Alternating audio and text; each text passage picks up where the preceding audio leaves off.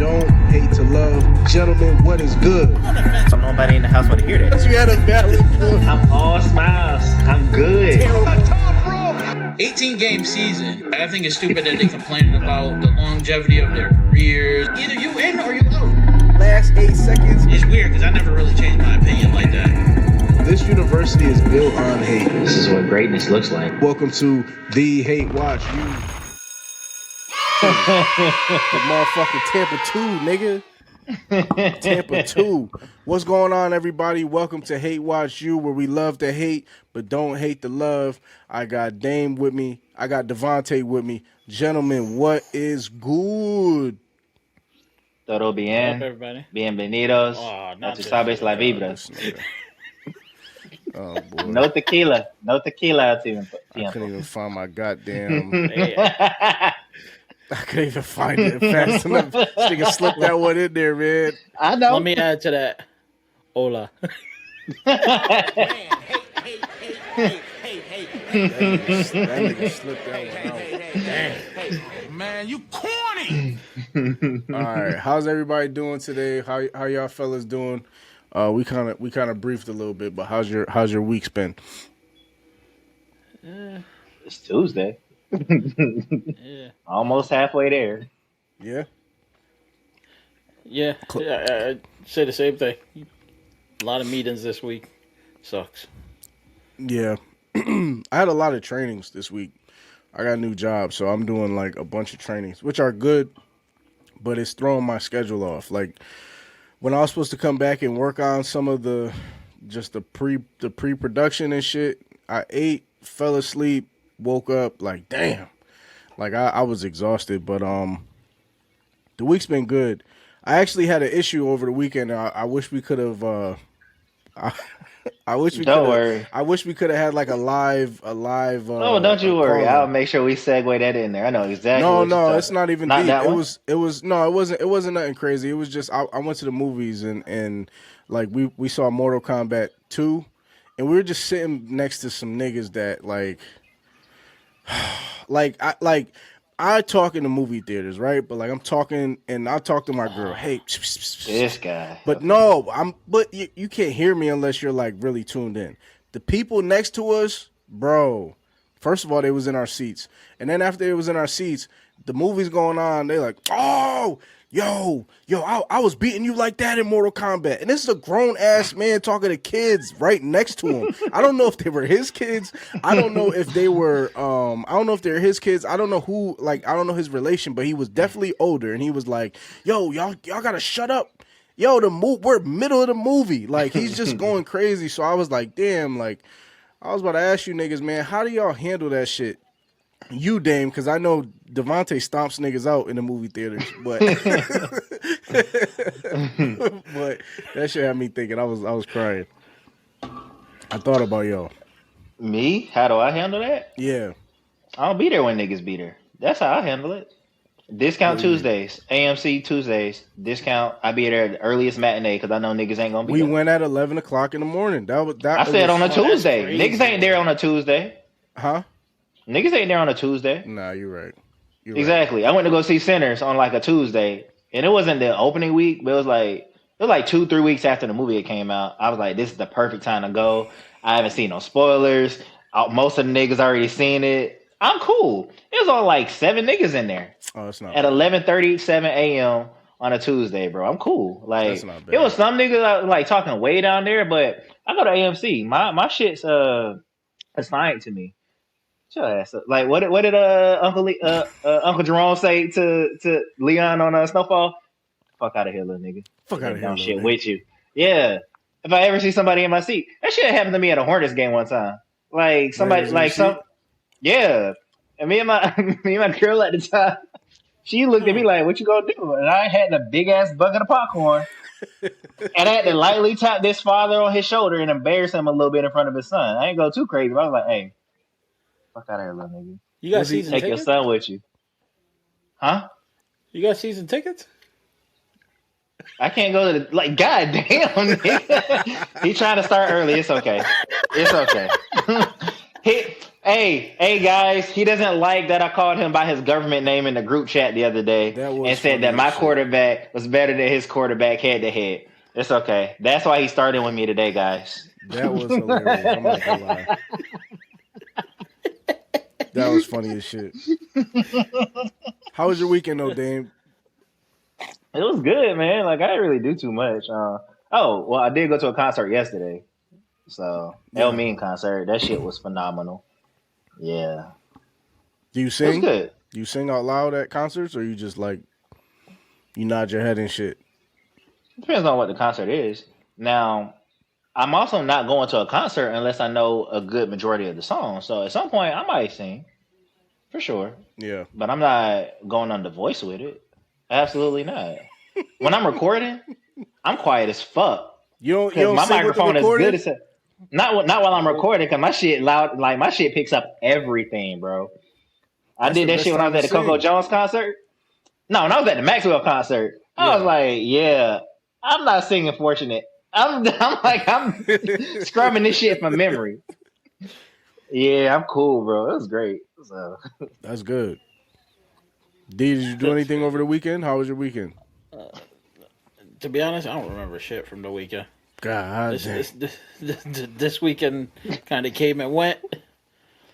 I honestly have no idea what I did. You did To something for be honest. Mother's Day, so you know, Oh yeah, for Mother's Day I went over my give it up a little bit, man. God damn, God this nigga. damn. yeah, Mother's Day. What the fuck did I do? Oh, I went over to my sister-in-law's house. Oh, there you That's go. it. There Yeah, you I went over go. to my sister-in-law's house. We got food for Katie. I had to buy some tamales. There There's you some go. Spanish shit for you right there.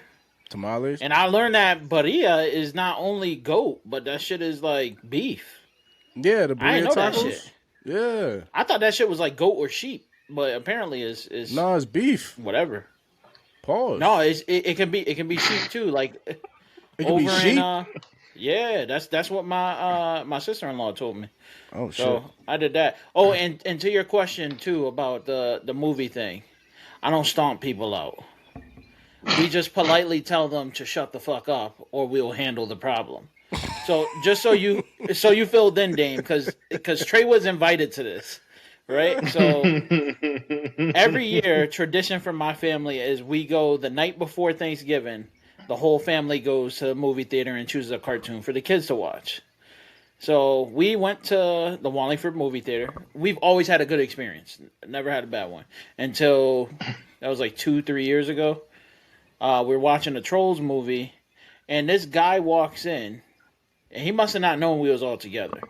At this point, my daughter was like 1 or younger, and it's a kids movie, so of course kids are gonna make noise in there, whatever. This dude walks in, and the Willy Wonka trailer is playing, the one with Timothy Chalamet, whatever, and he's like, "Oh my god, I know that's not Wonka!" Like, so the dude being like, he's just being fucking ignorant off the rip.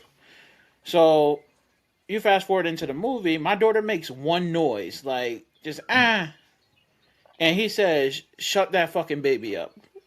Bruh. I turned around so fast. And I said, "What the fuck did you just say?"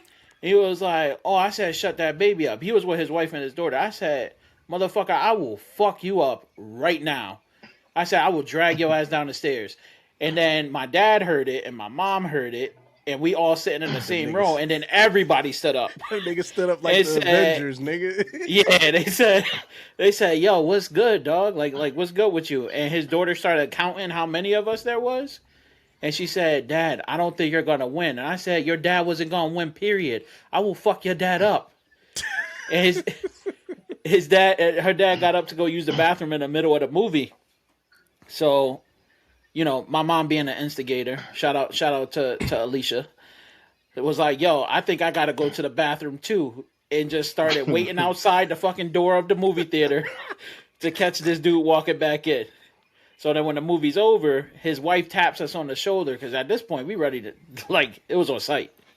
So the movie's over and his wife was like, we just want to apologize because, you know, sometimes he takes playing too far. And I said, yeah, you probably should shut the fuck up too and get out the theater because at this point, like, Damn. I don't want to hear nothing y'all saying. You know, this dude done said it twice to tell your baby shut the fuck up. Like, yeah, it was bad. It was It's bad. on So sight, nigga. When we get closer to avoid that, I don't go to the movies unless it's like when the kids are in school. I'll take my kids to the movie theater because that way there's no other families there. Right. when it gets closer to Father's Day, I gotta remind me to tell y'all how I almost got into a fight at Hooters one time after the Panthers game. My dad was in town. That's why I mentioned Father's Day. So Got it. All right. You about to fight over the Panthers? Was that the 16th? nah, Somebody When said the- something Wait. crazy to his dad. Yeah. nah. Hold on. Y'all don't even have no context. No. The only context I will give is I ended it by saying, well, my dad stepped in because he had heard me say to the guy next to me, well, I ain't no bitch, so what you trying to do? My Damn. dad was like, whoa. Yeah. That's, So yeah, that's when how we you get know closer it's to about Father's get Day, real. remind me to tell y'all that story. I got one question before you start that though. So, do you root for the Panthers too? Shut the fuck up. No, I don't. The 'Cause I'm 49ers starting are to in get town. lost. See, The that's your 49ers problem. too? You worried about the wrong stuff. Like, damn, a nigga can't enjoy a outing on the town without you thinking I like the team. Like, no, my dad is a 49ers fan. I took him to the Panthers game because the 49ers were in town and he had never seen the 49ers play in person. I'm sorry, I was trying to do something nice for my dad for his birthday. No, Nah, that's feel fire. bad, nigga. Yeah, feel bad, nigga. That's fire. That's fire. Feel bad. That's a good one. That's funny as I hell. got it from your playbook, nigga. When you were in Yeah. South Carolina, Uh-huh. yeah, feel bad, Yep. nigga. Feel bad, Yeah, nigga. that got me twice with that shit. You gotta pick your battles wisely. This dude is sharp, man. I was listening to that last podcast, like, damn, I gotta pay attention more. Dame be saying some slick shit, and it's funny you as do. fuck. But I be missing it. I be missing it because I be tapped in. But I'm paying attention. That shit is So now my funny. girl be right here, and she be looking at me like that RDC World skit where dude be at the traffic light, and Yeah. I be like, yeah, I did say that, babe. I forgot I said that. I'm not even gonna hold you. The She be like, what's slippers wrong with you? I'm like, I don't know. I made the Jennifer Freeman comment, and I just steam coming. And I was like, "What can I say, babe? I got a thing for girls with cute with curly hair. I'm sorry, I don't know what to tell you. Like she you- has curly hair. So. Like I have a type. What can I say? That's fair. That's fair. Consistent. All right, well, Dame, let's start us off with a motherfucking Dame changer. What do we got today? What are we doing today for our first Dame changer of the day? So it is a twofold question, and our little I'll say disagree conversation on Saturday in the group chat had me thinking about this. Between that and then going to the concert last night, karaoke. Mhm. So this is a two-part question. The first answer I want to know is, what would be your karaoke song? Meaning, like, you go into the bar and you see the words like regular karaoke, like, what would be your karaoke song? Secondly, if you have heard of trap karaoke, you know that it's a bunch of powerful niggatry at work here. And there is no screen. So if you're going to get up on that stage, you better know all the words to the song and perform it. So what would be your trap karaoke song as well? I will give y'all two gentlemen a moment to think about it. Trey, you don't get to say any song that you've ever created yourself, in case that wasn't clear, because I know you was... I'll make this quick. Okay. My stance is this. Men, be honest, straight men, and this is going to sound a little sexist, I don't believe straight men should be singing karaoke unless it's a rap song. That's it. Okay. I'm not really fully with that, but I okay. know. Listen, man, nigga, do your own I'm shit. listening. How I feel is this, especially if it's like you really have to sing like I don't know. There's a few songs that are exceptions, like Michael Jackson, maybe a Chris Brown song.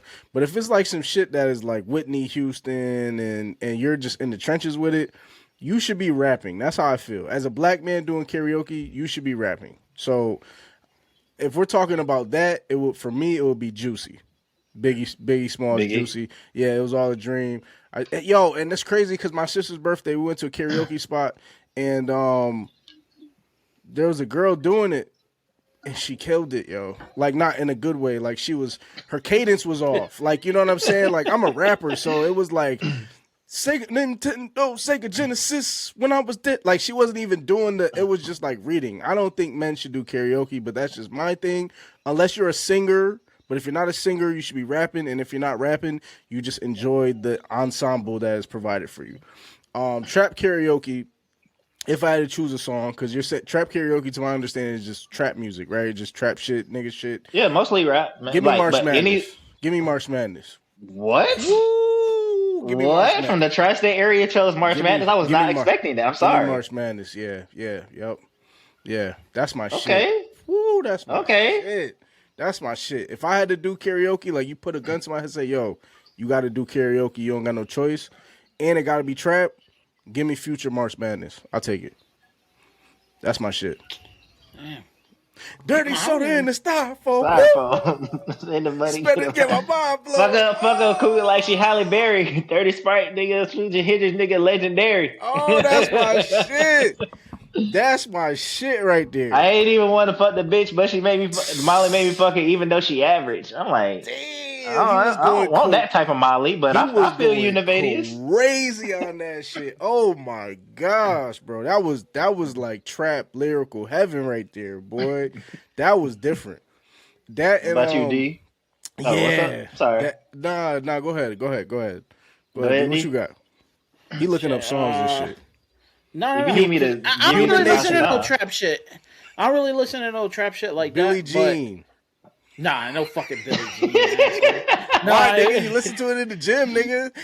I did not say that. I did not say that. No, you said Human Nature, right? It was Human Nature and I said Human Nature is an R&B song. You said that Michael was pop, and he's not pop. He R&B. Is pop. Go look at the album, and that shit says pop on it.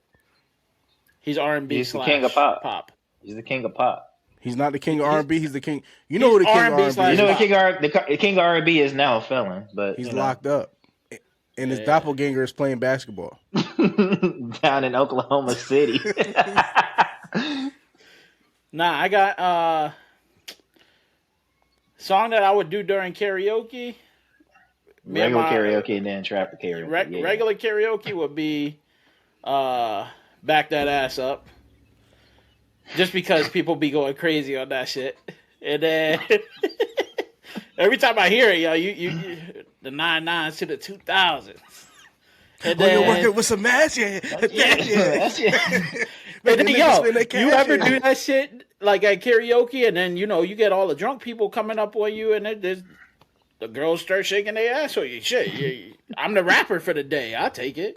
That's and true. Then that was back in the day, Katie. Let me make that very clear. I don't want to get myself in that and then I don't know for like a song that I would know. Yeah, like you don't need no screen for it. Like you just as soon as it come on, you there, you locked in. Mm-hmm. I mean, there's a couple. A lot of Biggie songs. Basically any Biggie song, because my dad used to play that shit nonstop. Mostly any Drake song. I don't know. It depends. Anything J. Cole, I'm on it. Pause, because that shit sound kind of crazy. I was going to let you live, bro. I was going to let you live. Nah. I ain't trying to live on that shit. Nah, I'm good. On that shit. I'm on that shit, B. Nah, yeah, but anything J. Cole, Neighbors. I don't know. I don't listen to music like that, to be honest. Like, I listen to shit, like, here and there, but, like, the new shit, I definitely don't listen to, because I think that shit garbage. Being 100%. Like, I listen to, like, that old school type of rap, where you can understand the words, and it's not, like, I don't like that shit. There's a couple of them songs that go crazy in the gym, though. A couple of them songs go crazy in the gym. That's how I learned the lyrics to March Madness. But are you listening to the lyrics first, or are you listening to the beats? You gotta hear both. In the gym, you gotta hear both. You gotta hear both. Yeah. What catches you first, though? In the gym, Yeah, like or just in The general with a song. The beat in the gym. Well, honestly, all songs is a beat first. I gotta hear the beat first. If the beat, not to say if the beat is whack, but if I don't like the beat, I don't care what you gotta say.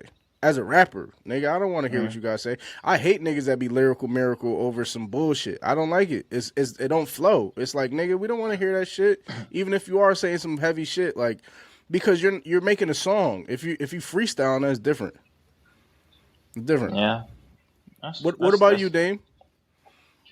So Coco, who is it? Jasmine Sullivan, Lions, Tigers, and Bears. Nah. all right, so now I got it. No, it's okay. I got this one. Don't even worry about it, bro. Yo, So for those listening and or watching, I'm not scared. the argument was whether or not R&B is acceptable to be listened to in the gym. Trey said some fuck shit. I don't remember what specifically. I said and no. Nigga. I said no. And I said, so then I said, not even Jasmine Sullivan? Because I was in Bojangles and Let It Burn by Jasmine Sullivan had just came on. I was like, not even Jasmine Sullivan? He's like, and so he specifically said, like, so you listening to Lions, Tigers, and Bears? No, nigga, I'm not. Let It Burn.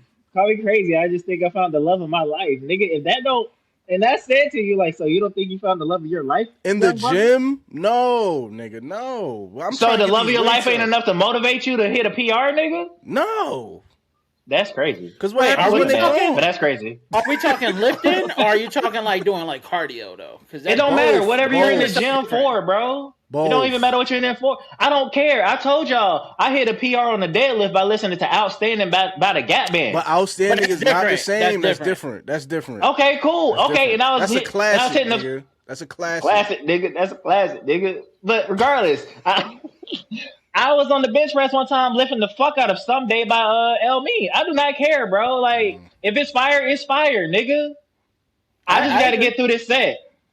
What motivates me today? Is it Finn Balor? Am I acknowledging my tribal chief? Like, what am I doing today? That like, am I moving weight? Am I moving? If I'm moving drugs in Buffalo like Griselda in them, or it don't matter. I just. But anywho, to answer the original question, my karaoke song. I had some R&B songs up there before Trey made his comment, whatever. But even before you made your comment, like there's some R&B songs I might sing. Like if I'm heartbroken, I won't think less. Yes, you will. It's okay. But because I'm gonna scrub the footage anyway, like whatever.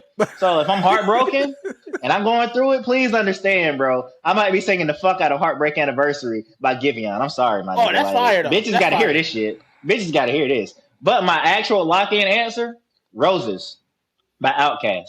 Okay, that's a good one. Because I gotta go crazy on the ad libs at the end with Big Boy. Roses crazy bitch. Really oh, stupid ass bitch. Yeah. Crazy bitch. Oh, dumb ass bitch. Crazy bitch. Using bitches. Bitch. Crazy bitch.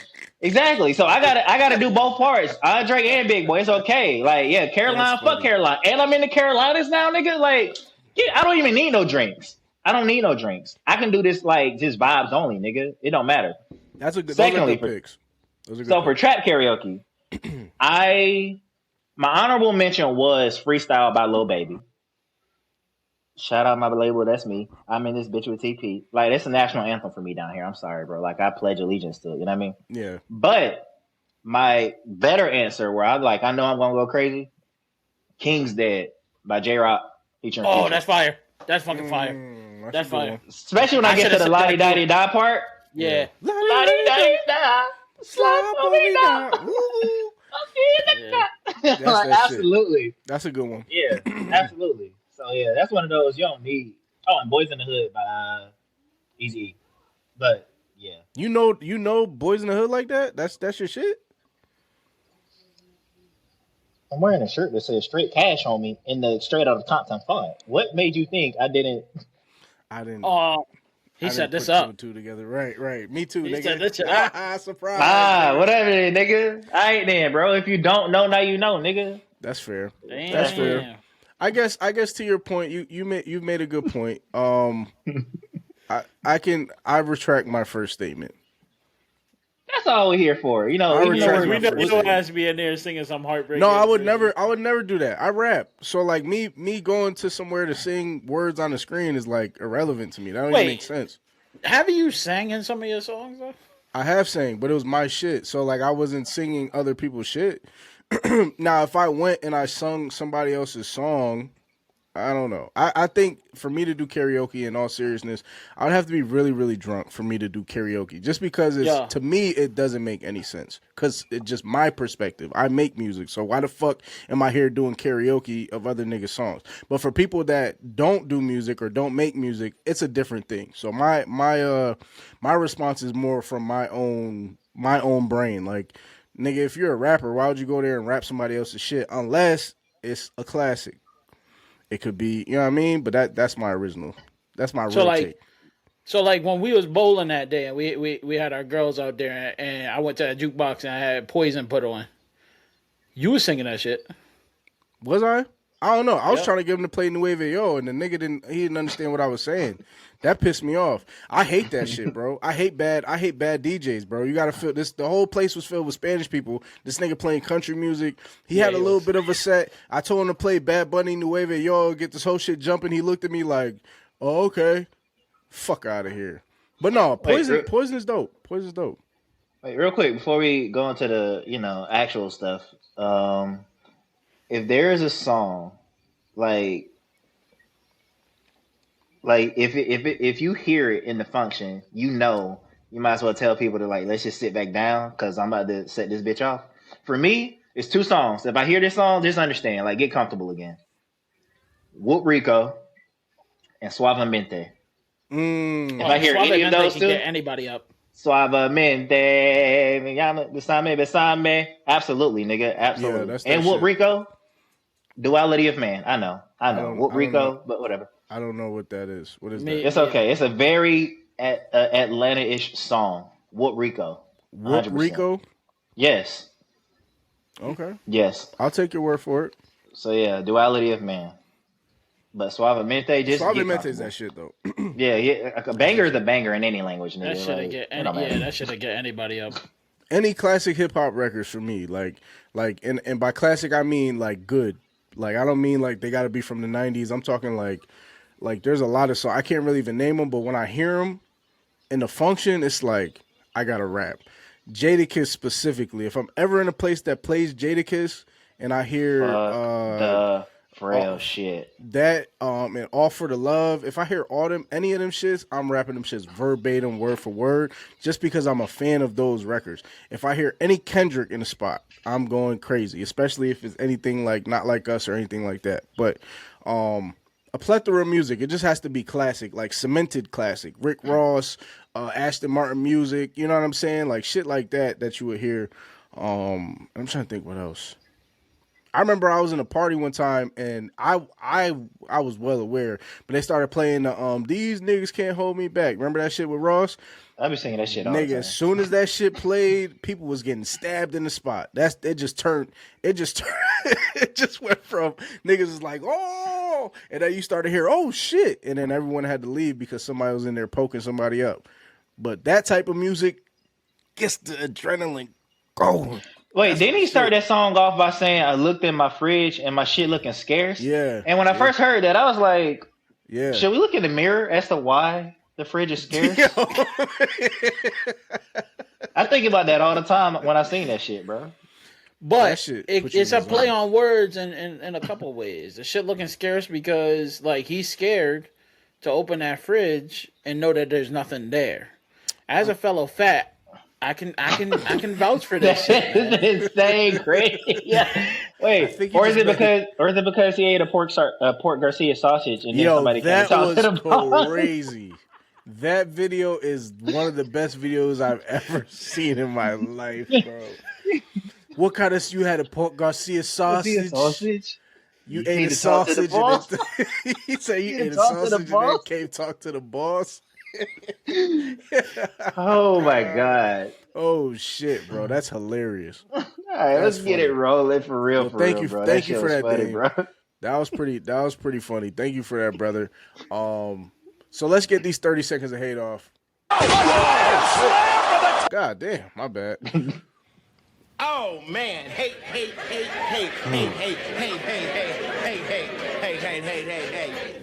Man, you corny. All right, this is the time where the lifeblood of the program, is brought to life. This is what it's all about. This is where we get our hate off. 30 seconds of hate, gentlemen. Who would like to go first? Who would like to go first? Anybody? Go ahead. All right, 30 seconds. Your time is up. All right, my 30 seconds going to the. For you guys who don't know, FMCSA is the Federal Motor Carrier Safety Administration. Fuck those dudes. Because right now, any person who is an immigrant, specifically from like Mexico, Canada, they just took their license away just to do it. So all those dudes that wind up going to school and losing out on their CDL, my bad for you guys, but fuck FMCSA and fuck Trump because he had a lot to do with that. This is new. How recent is this? Oh, I got people at my job that just because they're not like they're not the government knows that they're here, right? And they have like workers permits, but they can no longer have a CDL. Damn. So when y'all prices getting jacked up and shit, you could thank Trump for that just as well as we thank him for the gas prices that we're currently at. Nigga, it took me $73 for me to fill up my tank. And that shit wasn't even on E. So, yeah. I don't know if that. Yeah. I don't know if that bomb was proper, but I feel you. I feel you on that shit. You know how many hours I got to work for that shit? Yo, gas is so crazy. Gas is so crazy now that I like when I was for Mother's Day, I had to drive, all over pretty much Connecticut a little bit, and I was looking at the gas tank like, man, is it worth it? Like, a part of my head was like, yo, I love my mom, but god damn, these prices ain't going down at all. On top of the inflation and shit, just in general, it's wicked out here. Dame, 30 seconds. What do you got? I'm ready. I take and relish in any opportunity to say fuck Philly. So the Sixers got swept, as did the Flyers. So any moment in which I can say fuck Philly, I'm all for it. So good luck, Canes. Good luck, Knicks, rest of the way, right? Rory McIlroy, also, you were on noticing watch. He shot -5 at the Truist Championship in Charlotte this past week. First event after the Masters. The PGA Championship is next. I hope you do okay, but just understand that you're on noticing watch. That's all I'm saying, brother. Yeah, when you sent that in the group, I was like, oh, shit. Nigga says it's a cold case right now. Oh, yeah. I say it was going to be reopened come the U.S. Open. I forgot the PGA Championship was next. So it's the next major after the Masters. So I was like, yeah, noticing. Just noticing. He did get injured earlier today practicing for the PGA Championship. So I can't hold that against him. So that's going to be unfair. But he's still on noticing watch. Just I'm noticing. I'll phrase it properly. Can you drop a bomb for this one? Current alert, Dame has a new team. They're the Knicks.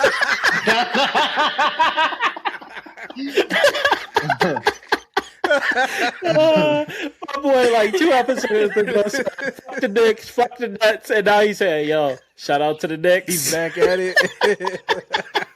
Back at it again. Damn. You just like motherfucking Thanos with the teams, nigga. You about to have all the Infinity Stones of all the teams. You know what?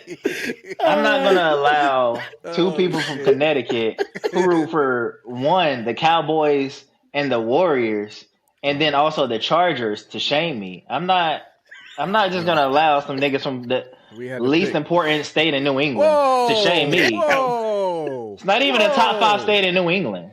Yeah. Yes, it is. Oh, it's not. New Hampshire's better than us? Fuck out of here. Absolutely. 100%. No, they're not. Vermont? I've been to New Hampshire. Yeah. Ben and Jerry's is in Vermont, nigga. Absolutely, Vermont is better than Connecticut. Man, fuck Ben and fuck Jerry, nigga.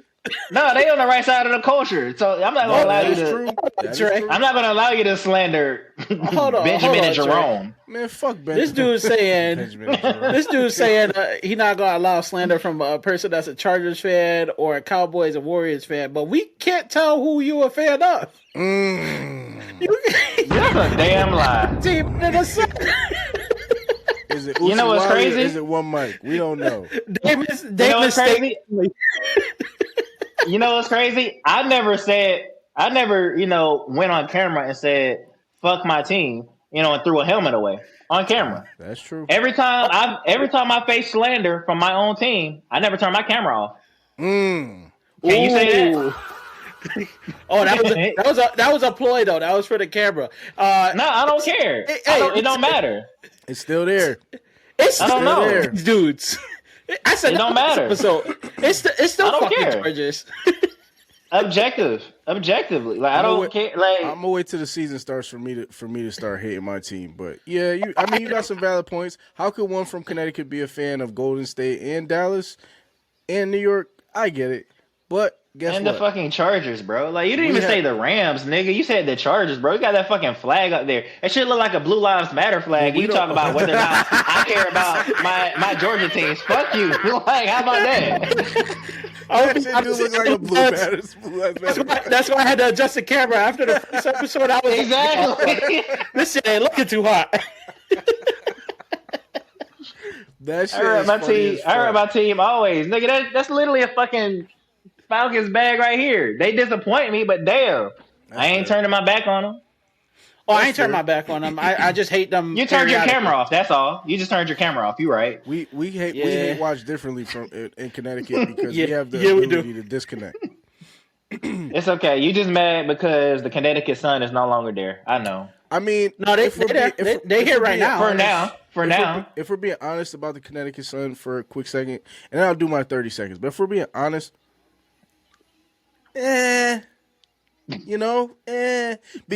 they were never playing in the Xfinity Center, so their contract with the casino is essentially what fucked them. You can't be a Connecticut team and play in the motherfucking sticks. That's not accessible to everybody. Like you could take a train, you could take a bus, you could get to Hartford, or even New Haven, nigga. Like you could take a train, whatever. But nigga, you can't take no train and go to them Indian lands over there. You need a car. You need a car. Well, And to be nobody's honest, driving to see that shit. That's ironic that you say it because this year they're having games at the XL, I believe. I know, and I bet you they'll be way more successful because they're accessible in that Xfinity Center. They've been trying to build it up, the People's Bank, whatever. They've been trying to build it up, and you could kind of see it. They're building that downtown area, but you can't have a major city, a major team play in the corner of the state. Yeah, dumb as hell. But anyways, let me get my 30 accurate. seconds of hate off, and then we'll start the show. All right, so my 30 seconds of hate goes to the four-letter network. So after the WNBA, the Indiana, whatever the fuck they are, Caitlin Clarks, and they played the Dallas Wings. They played the Dallas Wings, and I watched the game. I watched the ending of the game, and in headlines it said Kelsey Mitchell misses the final shot to win the game. But in reality, it was a lie. Caitlin Clark was set up to make that shot, and she had all the space in the world, and she blew the shot. The worst part about it is they're making Kelsey Mitchell seem like the fall girl for that game, but she outplayed everybody on that court, which we'll get to a little bit more. But I'm just building my case for Caitlin Clark because I think she's done. If you're asking me, I think the hype for her is over, and I think that thank you for getting us here. If you're women, you're like, hey, thank you, you got us this big contract. But I don't see her being a top 5 guard in years to come. But that's just me. I don't know. I could be wrong, but I'm noticing. Yeah, here we go. Yeah, I'm noticing. And her game is like, isn't as advanced as they try to make it seem. I think she's a great marketing ploy, especially with the State Farm and Jake and all that shit. And from the logo. But when it was time for that bitch to shoot from the logo, she didn't make shit. Damn. You think she's top? That's crazy. You think she's top 5 in the league? No, not even close. She's not even the best player on her team. Can't be top 5 in the league if you're not the best player on your team. Who's the best player on her team? Kelsey Mitchell. Okay. That was clear. No, I agree with you. I just wanted, we had it for the record. No, that was But clear. I agree with you.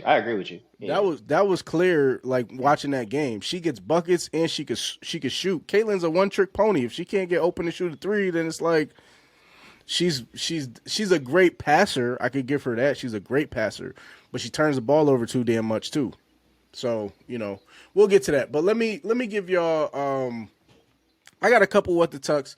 And I recently was gambling on FanDuel, right? You win some, you lose some. DraftKings, you win some, you lose some, right? In the casino app. But how would you guys feel if this happened to you? Dame, you've gambled before, right?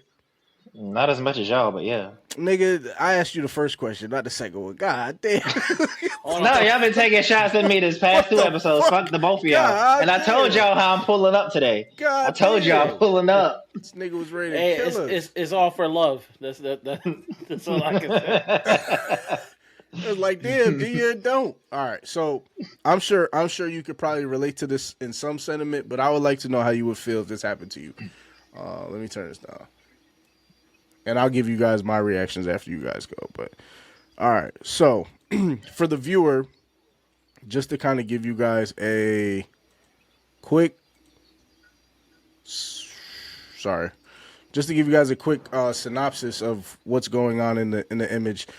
The gentleman is playing blackjack. Yeah, you seen this game, huh? You seen this shit? Yeah, yep. All right, Shit I'm gonna hurt play. my heart. Yep, I'm gonna play it for y'all. Okay, what the fuck? Okay. Shit. Let me run it back. I'm sorry. Okay, what the fuck? Okay. Shit. Oh my god, 26 under. Oh my god. What the fuck? What the fuck? What the fuck? What the fuck if he doesn't bust? What the fuck? Oh.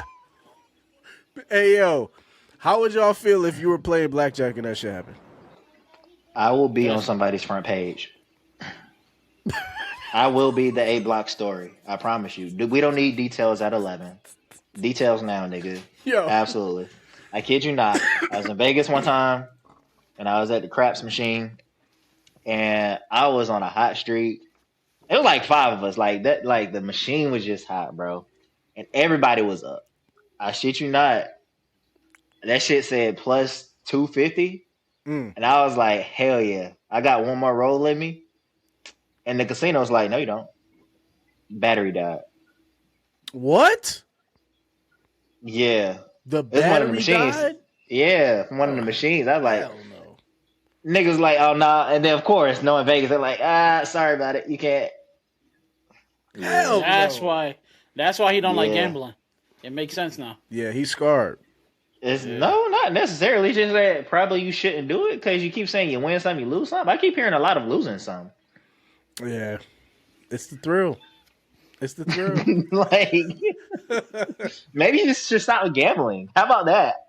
Or gambling as much. Yeah, I have to stop because something like that happened to me similarly. But D, how would you feel if this happened to you? Oh, I'm done. That table getting flipped. There ain't no fucking way. It's that this online. dude drawing just It's virtual. straight It's ace- virtual. Oh, it's virtual? Virtual. Yeah, it was virtual. Yeah, it's virtual. I can tell you about that virtual shit because I be on it. So Trey sends me these parlays, right? So every time I play something, he'd be like, "Yo, I put $10 down on this," and I'm cheap. So I'll be like, "Yo, I'm gonna put $5 down on this, but I'm gonna take the other $5 and put it on blackjack, and if I win, then I'll add an additional $5." Right. You know when the algorithm is fucked up because these dudes be pulling cards out their ass. Like they'll have like a 2 and you showing like a queen and like a fucking 9 or something, right? And out of nowhere they either get 20 or 21 and the shit will happen consecutively. Yep. And it's, like it's nothing you can do about it. So like then you down like 4 times and you like, all right, man, I came close. I gotta win one. So you keep putting your money in there, and then you still losing over and over and over and over again. I ain't playing. The app got to get deleted. Yeah, I had to delete them shits off my phone because I'm the type of nigga like if I lose on some bullshit, I'm like, nah, nigga, I gotta run that shit. I need my get back, nigga. Run that bet like Jay Uso, bro. Like, yo, there was a time, there was a time where I think I was winning, and then I pulled some money out, but I had 2 10s, and I didn't split. and the other person was showing a 4. So I was like, all right, well, you know, the rules of blackjack is like if your face card is higher than their card, then you have more of an advantage. At least from what I learned, right? So this nigga flips it over, it's a 7. And I said, there's no fucking way that the next card that's about to come is a 10. Flips it over, boom, 10, 21. I said, yo, you know what? I just sit in my bed like this. And I just stare at my phone like, nigga, I can't believe this shit. If that was me, if that happened to me, nigga, I'm throwing my phone. I'm crashing out. Somebody is gonna feel this wrath in this chat. I don't know. I'm calling somebody. If a nigga get 5 aces, that means that shit was not shuffled because there's like 6 decks in one. So for you to get 5 aces in a row and then a 10 and then a 5, nigga, I will go to wherever that is and kill that nigga. Are you kidding me? What the fuck? I'm with you, but the decks was definitely shuffled if you get 5 aces in a row. Seeing that there's like no way you can. Yo, they were saying it's a 1 in 25 million chance of that happening to you. 1 in 25 million chance of somebody having 5 aces in a row, getting a 10 and still getting 21 to beat someone who had 18. That shit is unbelievable. Damn, did I ever tell you the story about how I basically gambled away my mortgage? Trey, you know about that one, right? During Thanksgiving? Hell yeah. Yo, the worst Thanksgiving ever, man. This is not a laughing matter, by the way, guys. Just to preface, you guys shouldn't be gambling away your mortgages. So please, it was laughing matter. Call gambling 1-800 at 1-800.com. Yeah, call the number, bro. Nah, delete them fucking apps. Wait, Trey, didn't I have to tell you to call the number one time? I don't recall. No, because y'all know I got college, it was memory. College football, right? I think it was college football. No. It was a Celebrity All-Star game like last year. Oh, yeah, that's right. Exactly. You bet on that? Like, call the number. Yeah, I was in the trenches. Exactly. I'm sharp at Last the year I was in the tag. trenches. Yeah. Yeah. I was in a Discord that was like Vegas. So my schedule at one point was crazy. That. Yeah, my schedule was crazy. And I wasn't even like, it wasn't even bad because I was winning. I was winning what I was putting out, but it was like the losses hurt more than the wins. You know what I'm saying? Like where you would win in increments and then you would lose big. But nigga, my diet used to consist of wake up, 7 o'clock in the morning, I'm on soccer. 7 to 9 a.m. I'm on soccer. Actually, 7 to 9 a.m. I'm on soccer, and in between that, I'm betting on darts. And I'm not betting a lot of money, people. I'm betting like $5. So, like, in a day, let's just say I spent like $20 in a day. Because I will win, lose. So I would break even. But I would start 7 to 9, gambling on soccer, gambling on darts. Cool. I'll win a little bit here, shake it off. 9 to 11, tennis. I'm on tennis. I'm watching niggas go back and forth at my job because on DraftKings they have like like you can watch it, right? So then from there it's 11 to 1 more soccer. 1 to 2 if it's spring baseball, we got the Euro leagues, and then at night was the big money, which was the games and shit like that. I was on it, bro. And then at like 2 o'clock, 3 o'clock in the morning, if I was up or it was a weekend, Chinese basketball. Oh my God. Yeah, I was betting on China NBA, nigga. That shit was a rush, boy. Them niggas couldn't score. So you would win a lot more than you would lose, but it was bad. I was in the trenches. I pulled myself out. I remember. I vaguely remember that shit. I was like, he sent me something about the All-Star, Celebrity All-Star game. I was like, I just sent him the screenshot. I don't have a problem, y'all. I don't have a problem. Don't judge me. I did. Mine was actually with blackjack. You know how bad you got to be down where you got to look at your wife and be like, yo, like my heart dropped. My heart dropped in my stomach. And I was like, yo, I got something to tell you. Like we sit in the car and she's like, what? And now like, it's like, yo, I got to come clean with this. And she's like, what? Like you cheating on me or something? I'm like, nah, but I just lost all the mortgage money. She said, what? And I was like, yeah, so I was sitting there playing blackjack on my phone, and I got up $350, and I got greedy. So I started doing $50 a hand. And then they got that real quick. So I was like, yo, I can't keep losing. So I started putting $100 down a hand. And next thing I know, it was all gone. And then she was like, "So how much is left?" I said, "No, like all the mortgage is gone." And she said, "Well, I guess you gonna have to figure it out now, aren't you?" I was working Amazon Flex plus my job for like the next month just to make sure I had it for both months. That shit was terrible. That was the trenches. Dame, we didn't have to do get that. Some people don't fly to other countries and get their shit off. Some people do it straight from their phone. Don't judge us. I'm sorry. We What? don't judge you. We don't judge you. We don't judge you, brother. What are you talking about? We're not talking about me gambling. Don't worry about it. No, I'm not talking about you gambling. Oh, you talking about me being a degenerate? Oh yeah, the people who know I was a degenerate. I don't know what I'm talking about. All right, so that's 2010's news, man. This is a new decade, bro. Well, we turn a new leaf here at Hate Watch You. So our lesson for today is don't gamble. Are you gonna listen to it? That's definitely not my lesson. I took all them shits. I was like, are you gonna I took all them listen? shit. Them shits is off my phone. I'm not even tripping about that shit. All right, so this next one isn't really about sports. This one isn't really about sports, but I think you guys should see it just because it's like I would like for y'all to see where this brother's coming from. And I saw it and I said, I don't know what the fuck is going on, but I ain't never been like that. So let's watch this real quickly. Can y'all see the brother on the screen? Yes. All right. There's a joke to be had there, but yes. All right. Well, there's more of a joke on its way, so stay tuned. This is a brother, I don't know his name, but he tells us about his daily or when he does a snack run at 7-Eleven. Here we go. All right, man. I'm about to show y'all my snack run at 530 pounds, 7-Eleven edition. Bro, this shit was terrible, bro. Like, we always gotta grab a walk-around snack. My go-to walk-around snack was always the peanut butter cookies. Feel me? It's always these. First, I grab the biggest cup I can find, and I pull the sugar all the way up until the red line. You feel me? Always to the first line I see. Then I come over to the latte machine. I'll come over here and press French vanilla. So it's gonna be filled up with French vanilla latte and the sugar. Do you come over here, right?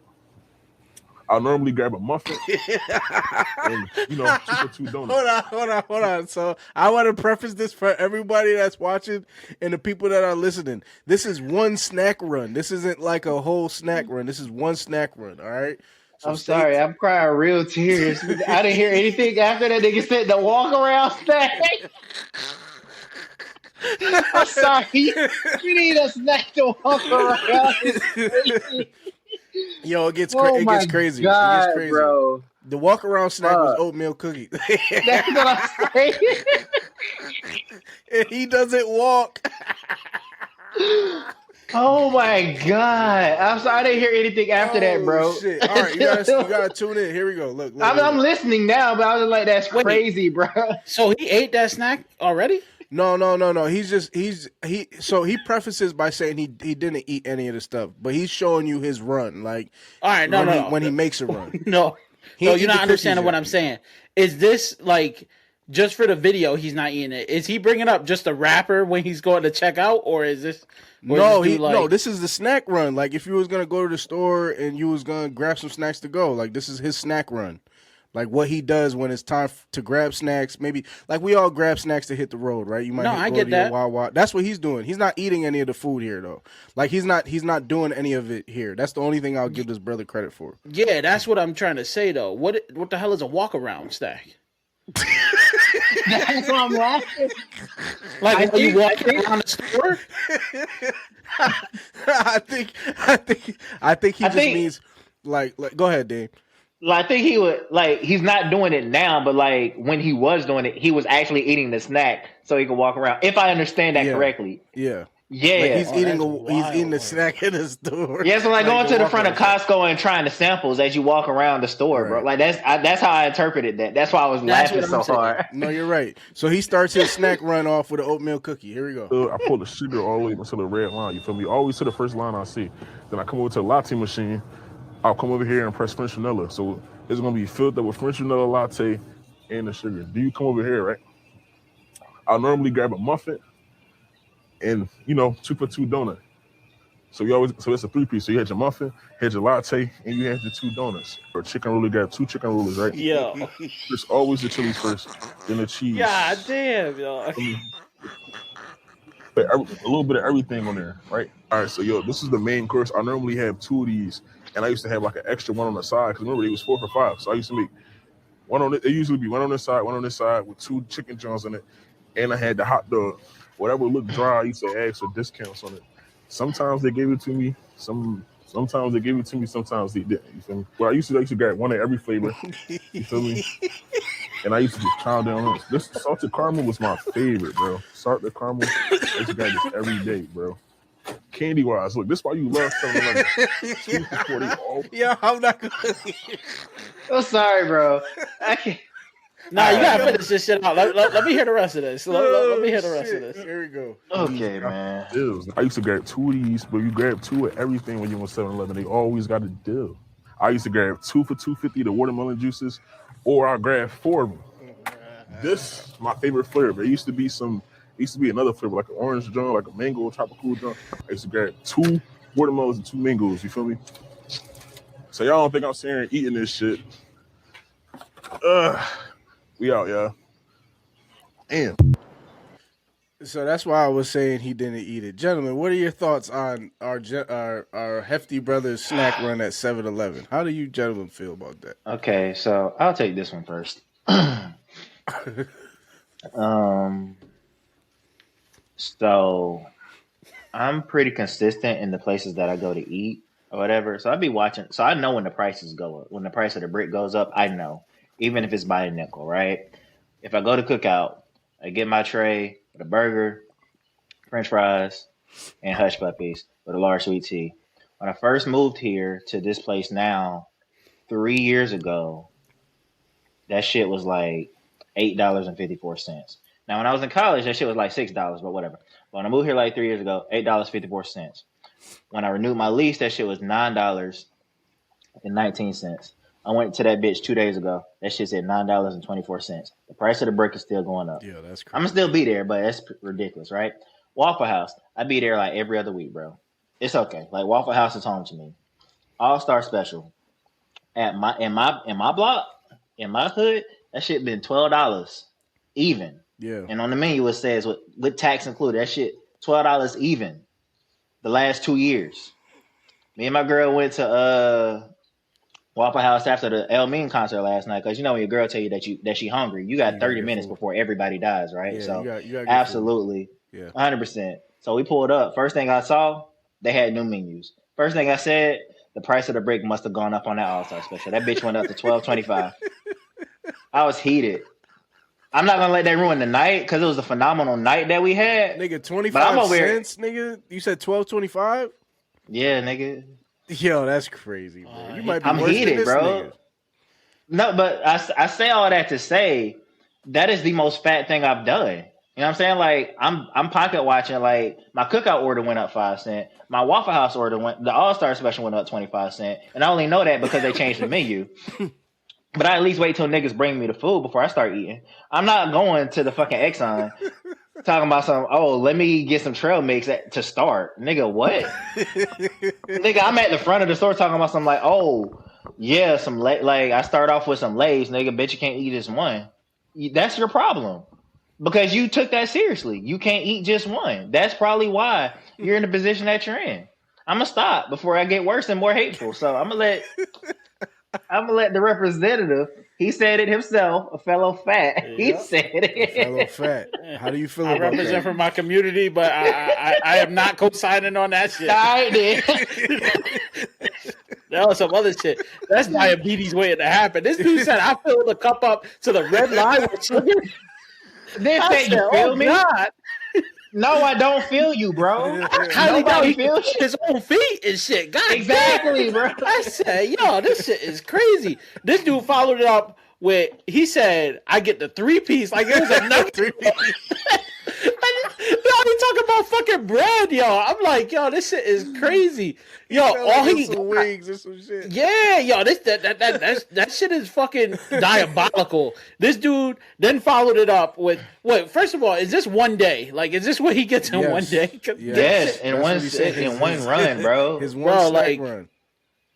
That's the verge of death. Like he must like to teeter the line because yo, he said like 3 of those juices. That shit is just straight sugar on top of sugar. He said 4. He said 4 of them because there were 2 for $2.50. Yeah, that yo, like the prices ain't everything, man. And then he said he takes one of each one of those cookies in the front. So that was like 5 different flavors. So on top of that, he had a walk around snack cookie. He had muffins and 2-piece donuts, and he had 4. He had 5. I think he said 5 of those chicken rollers. And I'm not gonna hold you. When I used to eat meat, pause. Those chicken rollers. I said pause. Those chicken rollers were pretty good. But 5 of them in one sitting is crazy. And then to put the chili and cheese over it is insane. That nigga took the chili and cheese, put it over the chicken. And then after that, he got gummies. Nah, that nigga's sick, bro. I ain't gonna lie though, the Lifesaver gummies are really good. I'll co-sign on that shit. I like those. Yeah, me too. But If that's the only thing you're grabbing. Yeah, like first of all, they like the 2 for $2. That shit lasts me like about a week because I don't eat candy like that. But that shit is, yo. Yeah, that's a big. This dude want to die. That's what I got. And no disrespect to the dude, but yo, like he don't even got no legs. Like, yo, your top. You was very top heavy. Like that.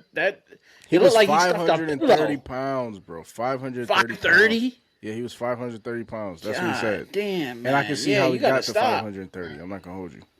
Remember when, like, the past few weeks before we started the show, I was eating a bag of chips, and you know this was like a family-sized bag of chips. So imagine me going into 7-Eleven or Shell or whatever, the Circle K, and I'm deciding what I want to get from the 7-Eleven while eating this big ass bag of chips. That's pretty much what nigga was doing. He was going up there eating grandma's cookies and then deciding, what else should I get from here, bro? What? So I'm the not fuck out of here. That's what you should get. I'm gonna give y'all some pushback. Because if I'm really hungry and I go to the store, sometimes I might eat some chips that I know I'm gonna grab in the store. I haven't done this in a long time, to my defense. But I feel him on that. So, like, if he just was like, yo, I go in there, get a walk-around snack, get the grandma's cookies, and then he's looking for the chicken taquerias or whatever, and then he grabs a drink, I'm cool with him eating the cookies in the store, paying for it. But you can't. He said 4 of the gummies, 4 of the cookies. I'm surprised he didn't grab chips. That was the only thing missing out of this nigga's fucking shit was chips. He didn't grab no chips, no Lay's, no Doritos, no nothing. Let me ask you something, they must have not had a sale. When you walking around a store and you have a walk around snack, you talking about like a Walmart, not a fucking 7-Eleven? Exactly, bro. Like, yo, come on, man. Like, dead ass, bro. Like, stop playing with me, dog. Like, I go into Harris Teeter, or I guess where y'all at, you got Stop and Shop. So I go into the fucking local Stop and Shop, and I'm like, oh, I'm thirsty. Let me get a regular Sprite while I figure out what I want on my grocery list, and I walk the perimeter, nigga. By the time I'm done with the Sprite. Okay, I open a Sprite in the 7-Eleven. Nigga, I'm at the register by the time I take 2 sips. Like, this dude walking. This a walk around snack. There's only like 4 aisles, my boy. Like exactly, bro. Like if I'm in Stop and Shop, like I take a sip of like I'm halfway done with the Sprite by the time I get to the fucking produce section and shit. So like.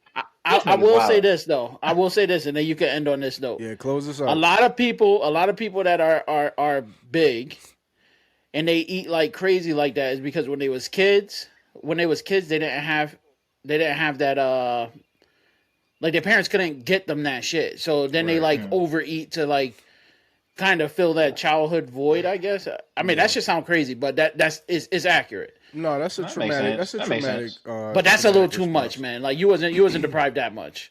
Not clearly not, nigga. He looked young, so like he was getting to it, nigga, at a young age. Yo, he was getting to that shit. I spent $73 on gas. He spent it on snacks. Yeah, like that shit's crazy, yo. I don't know if y'all peep, but he said he looked at the chicken. He said if it looks dry, you could get a discount on it. but sometimes they give it to you, sometimes they don't. So, Exactly why I started laughing over there, bro. So that means he had the 5 chicken taco, whatever they are, taquiras, and then he had chicken wings from 7-Eleven. Not all that food is good. He's bugging the fuck out. All right, so this is the last one, and this more enraged me, but this is really what the show was built on. Like, what the tuck is this, right? Did y'all see this advertisement by Fox Sports? Probably not. All right, so we all know the FIFA World Cup is coming to the USA, right? And they're saying sales are down, and it's not really an event in America. And the reason for that is clear. Nobody wants to come to America because what the fuck is going on, A, and B, inflation is crazy. So you come here from another country and you can't afford what you would be able to afford in these other countries. But this ad is Fox Sports, and it was to promote the U.S. men's team. So for the people that are listening, this ad is Christian. What's his name? Pulisic. He's kicking the game-winning World Cup goal in the 90th minute against what team? Before we start, what team do you think? Mexico. Iran. Brazil. USA beats Brazil. This is the ad. I'm going to play it for you. Seconds left in the World Cup final. The U.S. gets set from the corner. Do you believe in miracles? To dream the impossible dream. To fight the unbeatable foe. To reach the unreachable star.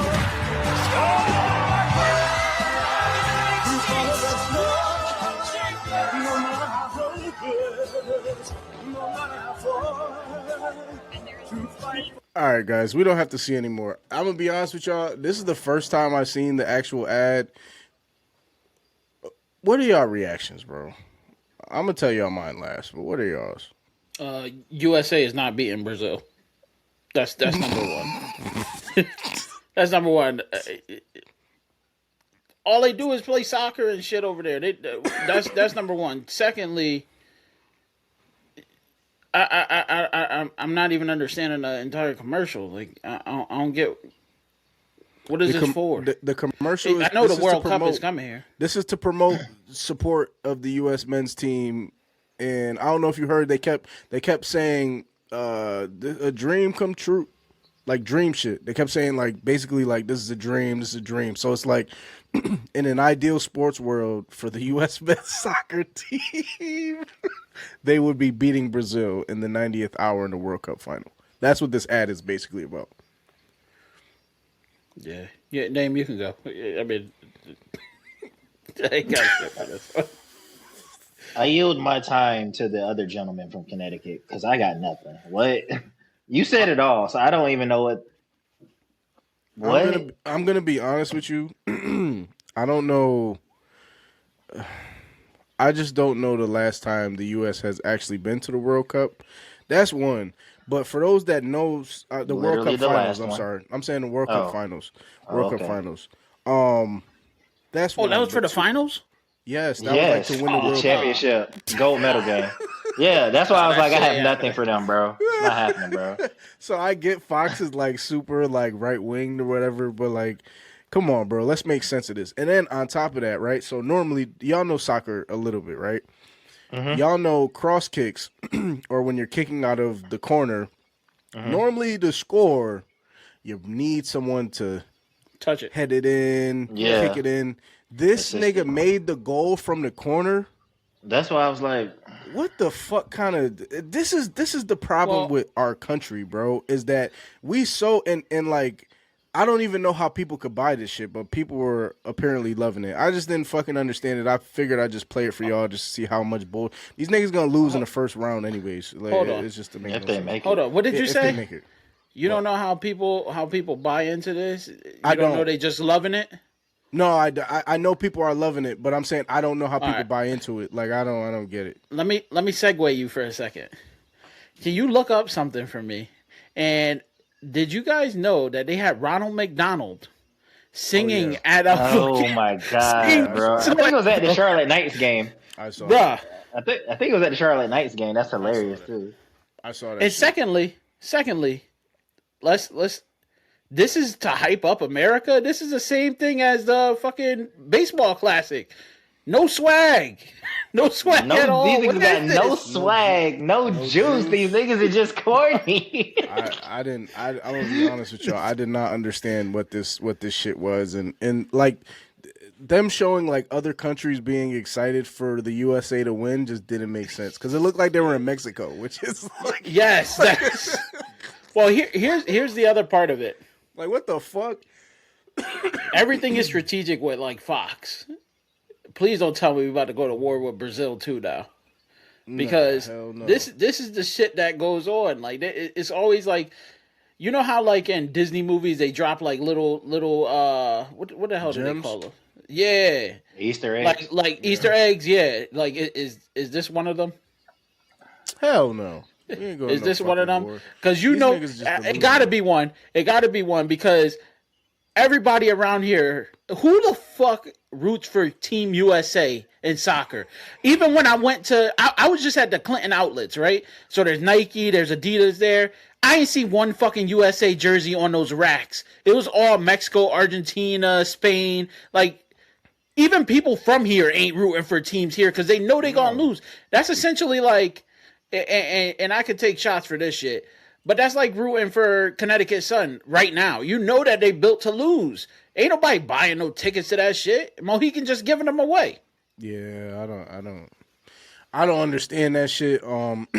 But just goes to show where USA sports are. So let's get the show. The show has already started, but let's get to our first topic, which is pretty much the NBA playoffs. Which, god damn, these niggas getting blown the fuck out. The NBA playoffs. So we know that the Knicks got swept. I mean, the Knicks swept the Sixers. OKC swept the Lakers. But the most pressing news was Wemby throwing an elbow to knock out Nas Reed. For those that don't see it, I'm gonna pull it up. But gentlemen, I'm sure you guys seen it. So give me your thoughts on how you feel about that whole Wemby situation. One, I'm gonna play Mitch Johnson's comments, but about him facing no consequence other than just being suspended for a game. He didn't get suspended. I mean, he got ejected. I'm Oh, sorry. he got ejected. Okay, Yeah, he got ejected. You're literal, man. You know what the fuck I meant, yo. Chill. No, nigga, that's why I asked. That's fair. No, you said suspended. So I did say suspended. He was ejected, y'all. He was ejected. Nah, the nigga got a southern drawl because he wrong. Oh, okay. All right, man. But I think it's like that LeBron meme. Everybody else on your roster, but not you, can say this. That's how I feel about Draymond. Everybody else can talk about this, but not you. For him to sit up here and say, you don't think he's validated? Right message, wrong messenger. I don't give a damn. Like, okay. But because his exact words were, "Oh, they tried to call off my career for less, or call for my career for less." I'm like, we've seen the things that they should have called your career for, actually. Yeah. And to be fair, I do think he at least should have been fined. I don't know about suspended because of the precedents that they have set with Draymond. Now, you can sit up here and be like, "Oh, well, he got suspended Game 5 of the 2016 NBA Finals." Okay, but there was a RICO case. It wasn't an isolated incident. Yeah, so there's like a whole bunch of stuff that led up to him getting suspended. This is Wemby's first-ish offense, and we can sit up here and split hairs about whether or not, it's retaliation because Nas Reed pushed him the game before that. But Wemby, get in the weight room. It's okay. It's okay. Like, whatever. It is what it is. It's a physical game. At worst, it is a bad precedent to set that there's not at least a fine for it, like a hefty fine for it. But I don't think a suspension in this case, because it's isolated, I was about to say, warranted. So you're cool with it, like how the league handled it, basically. No, I just said, I think he should have at minimum been fined for it. No, that's hefty fine. But outside of that, I guess my point is, like, him not being suspended, you're cool with that. That's what I should have said. Yeah, because I think it's the first He got ejected immediately. And Draymond's done a lot. I won't say a lot worse, but he's done a lot similar, just on a more abundant scale. And it took for him to, pull in a Thugnificent or a Gangstalicious saying stomp him in the nuts and shit for him to finally get suspended. Game 5 of the most important finals. Like, whatever, bro. It is what it is. Right message, wrong messenger. But he at least should have got fined, like hefty fine for it, even if there is no suspension. Now, had he got suspended, I would have been like, that sucks, but I would have at least understood it. But Draymond, there's a Rico on you. Stop it. Yeah, He got this is how bad it was for Draymond. That nigga almost retired because because he got suspended or he had to take a sabbatical basically. And when he came back, Adam Silver was like, oh, he almost Draymond was about to retire because you couldn't flagrant foul niggas like this on the regular. And Adam Silver was like, you're making a rash decision. Like talking to that nigga like Professor Oak to Ash Ketchum, like, whoa, you're making a rash decision. That's why you almost retired, because you couldn't keep flagrant fouling people and the league wouldn't allow it. Adam Silver had to be like, hey, let's not do that. Just stop fouling niggas so much. Wemby, he's 20. He's French. He's fine. He'll be okay. Yeah, Talking about what that mean. Did you see? I was about to say, did you see when he was on the bench and he was like, "What does that What that mean?" What that mean, nigga? I'm a Why you face twitching like that? You good? Who, me? Oh nah, his face was twitching on the. It was twitching on. Yeah, the it was. It did twitch. I thought he was tight. Yeah, it was like twitching. But it was just your camera. It was your camera tweaking. How do you feel about that, D? And I'm gonna play the comments that. Actually, you know what? I want your reaction on to Mitch Johnson's comments, because basically this is where I thought that maybe they kind of let him a little light, because Mitch Johnson basically was like, nigga, I'm glad he did it, because if the refs weren't going to defend him, then he had to do it, put it into his own hands. So listen to this, D, and then let me hear your reaction. They officiate him. I just think that the amount of physicality that people play with him, at some level, you have to protect yourself. Every single play on every single part of the floor, people are trying to impose their physicality on him. I get it. We get it. That's part of the game. But at some stage, he's gotten chucked. He's gotten pushed down in transition, running freely, all the stuff. He doesn't complain one time. We don't complain because we're just going to play. We don't really give a shit, excuse my language. But at some stage, he should be protected. And if not, he's going to have to protect himself. And unfortunately, stuff like that happens. D, how you feel about that? What's his dude's name? Mitch Johnson. Yeah, Mitch Johnson sounds like Batman #1. And if you go back and you listen to that clip, right? Like listen to the whole or watch the whole thing. I think Mitch told them to do that shit, because look at #2. Like, he looked surprised, like he knew some shit was going to happen before it even happened. And to be honest, yeah, I mean, isn't this not what, like, our parents tell us when you constantly getting bullied on and shit? Like, it's to defend yourself? Now, do I think he should have...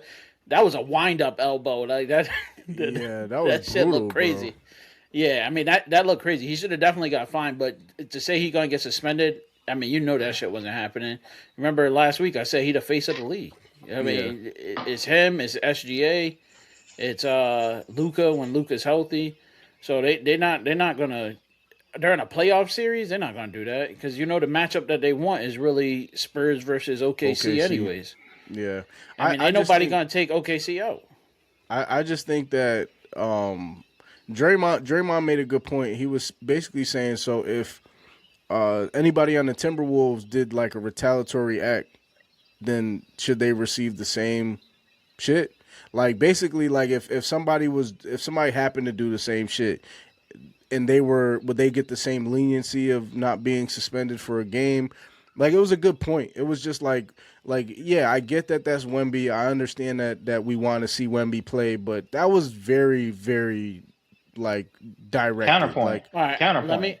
Let me ask you this, because Dame always says like the great players kind of get away with more shit. So like, wasn't it who was the kid from Duke that kept hitting people in the nuts all the time? Oh, Grayson Allen. Grayson? Yeah, but nothing really happened to him because he was a good player. Now I'm pretty sure now you take him in the NBA and he's not as great as what he was, somebody like that would get in trouble for that shit. Or you look at Ndamukong Suh. Ndamukong Suh got away with so much shit until they finally was like, all right, enough's enough. Yeah. So, like, the greater player that you are, the less likely you are to get in trouble. But a fine is the bare minimum that he should be getting. I mean, that's crazy that you can just basically knock somebody out and, well, what did I do? Like, come on, bro. Like, you know exactly what you did. Right. Are we ignoring what's happening in Oklahoma City? The Oh yeah, but no, not him. No, he's off the hook right now. He's not on my RICO case. Lou Dort. When has Lou Dort been suspended? Yeah, that's true. Hey, you gonna tell me Lou Dort is on the same playing field as Wemby? Even the same playing field as Draymond, right? Did you see that game where he tripped Joker during the regular season? Yes, but that's the point I'm making. Did they suspend Lou Dort him? is not. Did they? I don't know. I'm asking you. Did they? I don't remember seeing anything about it. But even if so, it got swept under the rug because either OKC is that good or neither is Lou Dort. Who gives a shit? But it's only a big deal because it's Wemby. Right. Yeah. Right? But if SGA does this, he's getting suspended tomorrow. We know that. Or is he? Because he's like you said. Nah, I don't think so. They love the cows. Okay, you're right. Okay. You're right. But I guess that's also the greater point. He'll get a little slap on the wrist because it's SGA, and like you said, this is business. We need to see him. Right. They suspended Draymond because he was doing way too much earlier in the playoffs anyway. Yeah, and they suspended him because it's the bigger stage, and we have to look at this. This is the second round of the fucking Western Conference playoffs. No one's watching what's happening in Minnesota. Niggas don't even go to Target in Minnesota. So, like, who really gives a shit what's happening in Minnesota right now? Nothing. Nobody. So, they're going back to Texas, tied 2-2. But it's Wemby, right? But Lou Dort is doing a lot worse shit. Shut the fuck up. Lou Dort is doing a lot worse shit, and he's not getting suspended for it. So, no, there's not a consistency across the board anyway. Yeah. I don't want to hear what Draymond, of all people, has to say about it. I don't either, and frankly, I'm tired of Draymond. As a Warriors fan, since Monte Ellis, Jason Richardson, like up until this point now, it's time for his course is it. I think he should retire. Or I think that, go to TV. He'll be great. Yeah, I think it'll be okay in TV. He'll be really good at TV. You think so? I think he'll be really good at TV. Yes. Yeah, I just think he needs to move forward because he's not really the best example of what it is, and he's still doing the same shit he's been doing. And now that the Steve Kerr did resign though, but now that the dynasty isn't what it is, the light skinned boys are split up. They're not going to be able to. He's not able to get away with as much shit as he did, which I want to kind of lean into. Our next topic is pretty much LeBron, man. We knew that the Lakers were gonna get swept. We all picked the Lakers to get swept. We all knew that they didn't stand a chance. So, two questions for you. What do you think? Nah, I'm not letting you slide, bro. I tried. I'm sorry. You must be speaking French now. No, bro. It's like when someone's on Twitter, like, is this you? And that shit happened like last week, bro. It wasn't even 5 years ago. It was last week. I apologize. That was a terrible take. Yeah, you're the only person on the panel. And it was a 4-person panel. And you're the only person who said, the Lakers are going to win. I had a lot of faith in LeBron. And it really is the supporting cast. DeAndre Ayton, not even Austin Reeves. DeAndre Ayton is ass. I hope they ship him to China. Like, he's ass. If he goes to China, I'll gamble on his games out there because he'll be like how Dwight Howard was when he went to China. DeAndre Ayton is like it blew my mind. I'm not even a Lakers fan, but it blew my mind earlier in the season. He was talking about how they trying to make him Clint Capella. Nigga, Clint Capella is a way better player than you. Way better center, a way better pick and roll big man, and a way better defender. So, like, to be compared to Clint Capella would be, in your case, that would be something I would be happy for. But he's ass, bro. I watched him the whole series. He's garbage. Rui Hachimura was the best player outside of LeBron in that series. But if you're being honest though, like, Ayton is what, a paint defender. We don't know. He don't have a role because he's not a paint protector. Because we watch how this nigga get a board. Yeah, but that's what I'm saying. That's his best attribute on defense will be to defend the paint. Excuse me. You think he defended the 3-point line? Nigga, he can't do shit. Is my point. That's It's what I'm not saying. even His best part. attribute might be that he does pick and rolls. That's what I'm saying. But on defense, he was already set up to fail because OKC could spread the field with all 5. Bro, some of that footage. He was already fucked. Bro, he was getting boxed out by Chet Holmgren. Chet Holmgren was boxing his ass out. I don't want to hear he was set up because he wasn't playing spread, because when they had Isaiah Hartenstein in, he was the 5. When they had Chet in, he was still the 5. So even with that being said, Chet doesn't really, he shoots, he's a wing player, but he was taking him off the ball. Boom boom to the couple moves to the rack. He couldn't box out. It wasn't even about like him playing defense. I get it. They're spread out. But him just physically, ball goes up, man, ball, like what they tell you in basketball, man, find a man, then find the ball. This nigga was not doing either. There was like 3 or 4 possessions in that last game where he couldn't get a rebound, and LeBron gave him that look. And we know what means when LeBron do that. I mean, to me, he was screwed either way. Out of here. I mean, I don't think DeAndre Ayton is that special. I thought when he was back in Phoenix, when he was playing with Chris Paul and stuff, and you had that type of offense running, he was all right. He helped them get as far as they got, but they also had Cam Johnson, and then they had Mikal Bridges on that team, so they were able to spread the floor more. When there's not as many role players and you need that big man to step up, he's not the guy. He's not the guy, period. I mean, we all knew what was going to happen. I mean, I think you knew what was going to happen too. I think they were going to get swept? No. But I mean, you knew that OKC was going to win this anyways.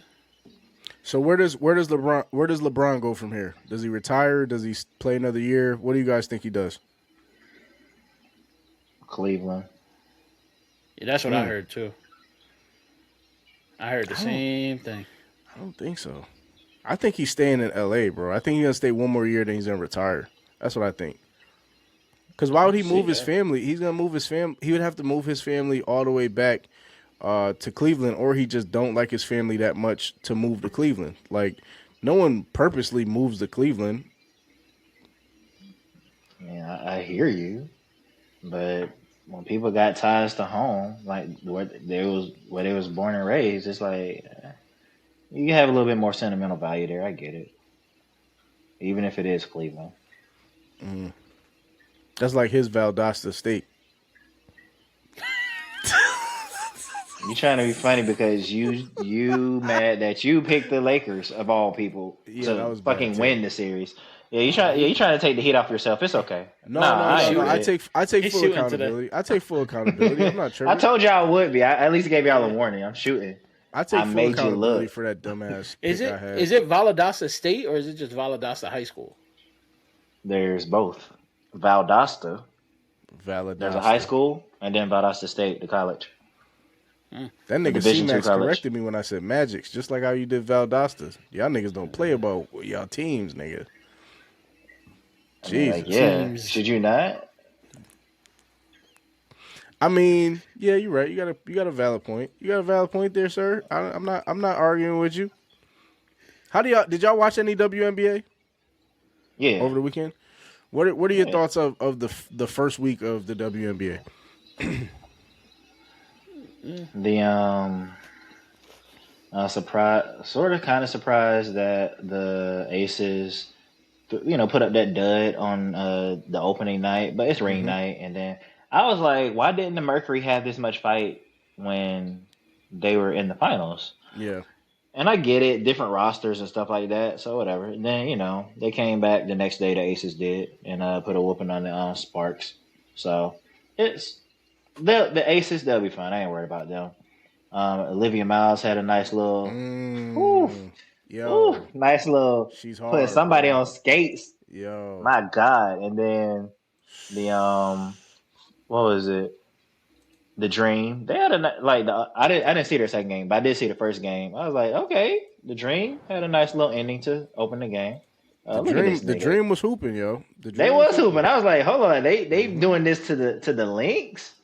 But yeah, So yeah, so then I think it was Angel Reese who had the She steal at the did. end, right? She had Yeah, I was a game. like She had a game. It was the block. It was the block she the had. block, Yeah. blocking, yeah, and then the steal. I think that's still in transition. But either way, I was like, yeah, okay, cool. Y'all might be all right. And it seems like I was in between the Fever game and then some of the other games, but yo, I watched her play. I watched her guard skills, her handle, her vision. It's beautiful, yo. She had 21 and 6. She should have been drafted to the Wings. AZ Fudd played 8 minutes, and she's currently hurt. And she had 3 points. And they were saying that's the lowest scored points from a number one overall draft pick in their first game. Maybe not much to read into, but it could be a talk about how they should have, could have, would have, but they didn't. Damn, look at this shit right here, yo. This is crazy. Hold on. Yeah, I gotta play crossover. this real quick. And then we could jump around. Yeah, I just want to show y'all this real quick. This shit, I was like, yo, she's a dog. This shit right, that was for the game winner. She's a true guard, like a true guard. But that's not why we're here. We just want to talk a little bit about Caitlin Clark. Anybody see her game? A little bit of it. I saw highlights of it. I didn't see. I saw the extended highlight afterwards, but yeah, I saw like the first half, and then I saw the extended highlight. Yeah, she scored 20 points. She shot like 30% from the field. She had 5 turnovers, and she missed the game tying 3, and she was getting cooked on defense. Her plus minus didn't show it. I think it was like a +2, so she was positive. But when they were on the floor, those girls were hunting out Caitlin Clark, which kind of brings me to my bigger point. I would say your third year is pretty much your breakout year. Like your first year, you come into a league, you're getting the feel for it, you're good, whatever. The league adjusts in the second year, and the third year is where you really have the opportunity to prove it.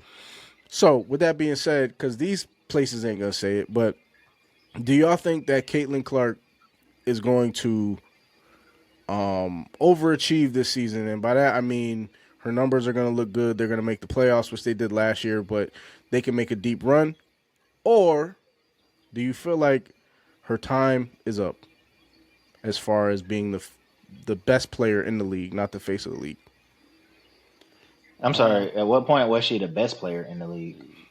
Yeah. I mean, you leave it to certain people outside of Asia Wilson. That's not fair. Her first season coming in, people pegged her to be one of the best guards in the Trey. I mean, like media sources. I don't make this shit up. This ain't made up. No. What I'm saying is like they hype it up when you got players that score like almost the same efficiency. Like to me, Paige Beckers is better than what Caitlin Clark is, but it was because of like I guess the personality of Caitlin Clark, or like that type of grit that you want to say she has, I guess. She doesn't show anything special to me, to be honest. Like, if you're looking at anybody to be the face of the league, it would be kind of like either like a Paige or a Asia Wilson or like what is this girl's name? I mean, take the new girl. Take the new girl. Was Olivia Miles? Olivia. Yeah, like somebody like that. But I mean, we all know what they're doing. This is another political type of thing. Is to put her as the face of the league. She's nothing like special to me. I mean, the game has grown more for the women like rapidly. Where there's better talent that's in there right now. I mean, look, the games look more competitive, at least for this week, than what they have in the past. I don't see her. She'll have good numbers because of who she is, maybe, and they're just gonna force feed her the ball. But she's not. I don't even think they will. She's not the best player on her team, bro. Her I think it was her right hand. Her right hand is not as strong as her left, or it might be the other way. Because I watched her get ripped like 3 or 4 times, which were some of her turnovers. Were like coming down, give me that, and then we're going in the other direction. So, I mean, again, people watch film. These girls are watching film. They're getting paid a lot of money, so they have to be paying attention. I mean, they were doing it before, but the eyes are more on them. So no one wants to get embarrassed on a bigger platform by Caitlin Clark. So these girls are preparing, and some of them don't really feel like she's like that. Like there's plenty of times where people are like, "Yo, you're not really like that," and it kind of shows, and it showed. I don't know the girl on the Dallas Wings, but they were hunting her out. Agumba Wale? Because she was guarding her a couple Agumba Wale, she was cooking her ass. Oh my god, that's what she I'm was saying. killing her. There was another girl though. Dame, well, what are your thoughts? AJ Wilson, y'all obviously know how I feel about her. Brianna Stewart, Sabrina Ionescu, Alyssa Thomas, Agumba Wale. Damn, who was it? Obviously Paige Beckers, but I'm trying to think of people who's been in the league longer than Caitlin. Kelsey Plum's up there. Kelsey Plum, getting there. Let's see, Nneka Ogwumike. I'm just counting out loud because there are like 8 motherfuckers that I'll choose off the top of my head. Nafisa Collier, that's what I was thinking of. Yep. So I'm at 9 before I even get to Caitlin Clark about who might be the best in the league, and I'm at 9, and I even took Paige Beckers off the list. I don't give a fuck about no Caitlin Clark. So yes, she's great in terms of like, oh, she helped elevate the eyes on the game, whatever. But no, for people who are watching this shit, exactly. I mean, like most of them niggas on that list. I'm like at 10 before I get to fucking Caitlin Clark. I do not give a damn. Crazy? You know what's crazy? She's at 10 on this list. See? So I literally said 9 before I got to Caitlin. Like I said 9 before I got to Caitlin. So I don't give a fuck about no Caitlin Clark, bro. Nobody. Like you said, one trick pony, nigga, on some genuine shit. Fuck out of here. Like I don't think her like, so even look at this, her 2025 stats. She's not better than her. So look at this. This is That's crazy. what I'm saying, bro. This is crazy. That's her name right there. Kelsey Mitchell. She is a dog, bro. She's a dog. So look at that. Their average is better than she's 5'8" too, bro. She was cooking. It's politicking, man. That's but even her. Is. Look at these girls that have better averages. Aaliyah Boston. This is the other. I said Nneka. Nneka, right? Yeah. Look at this nigga. She's 18 to 7.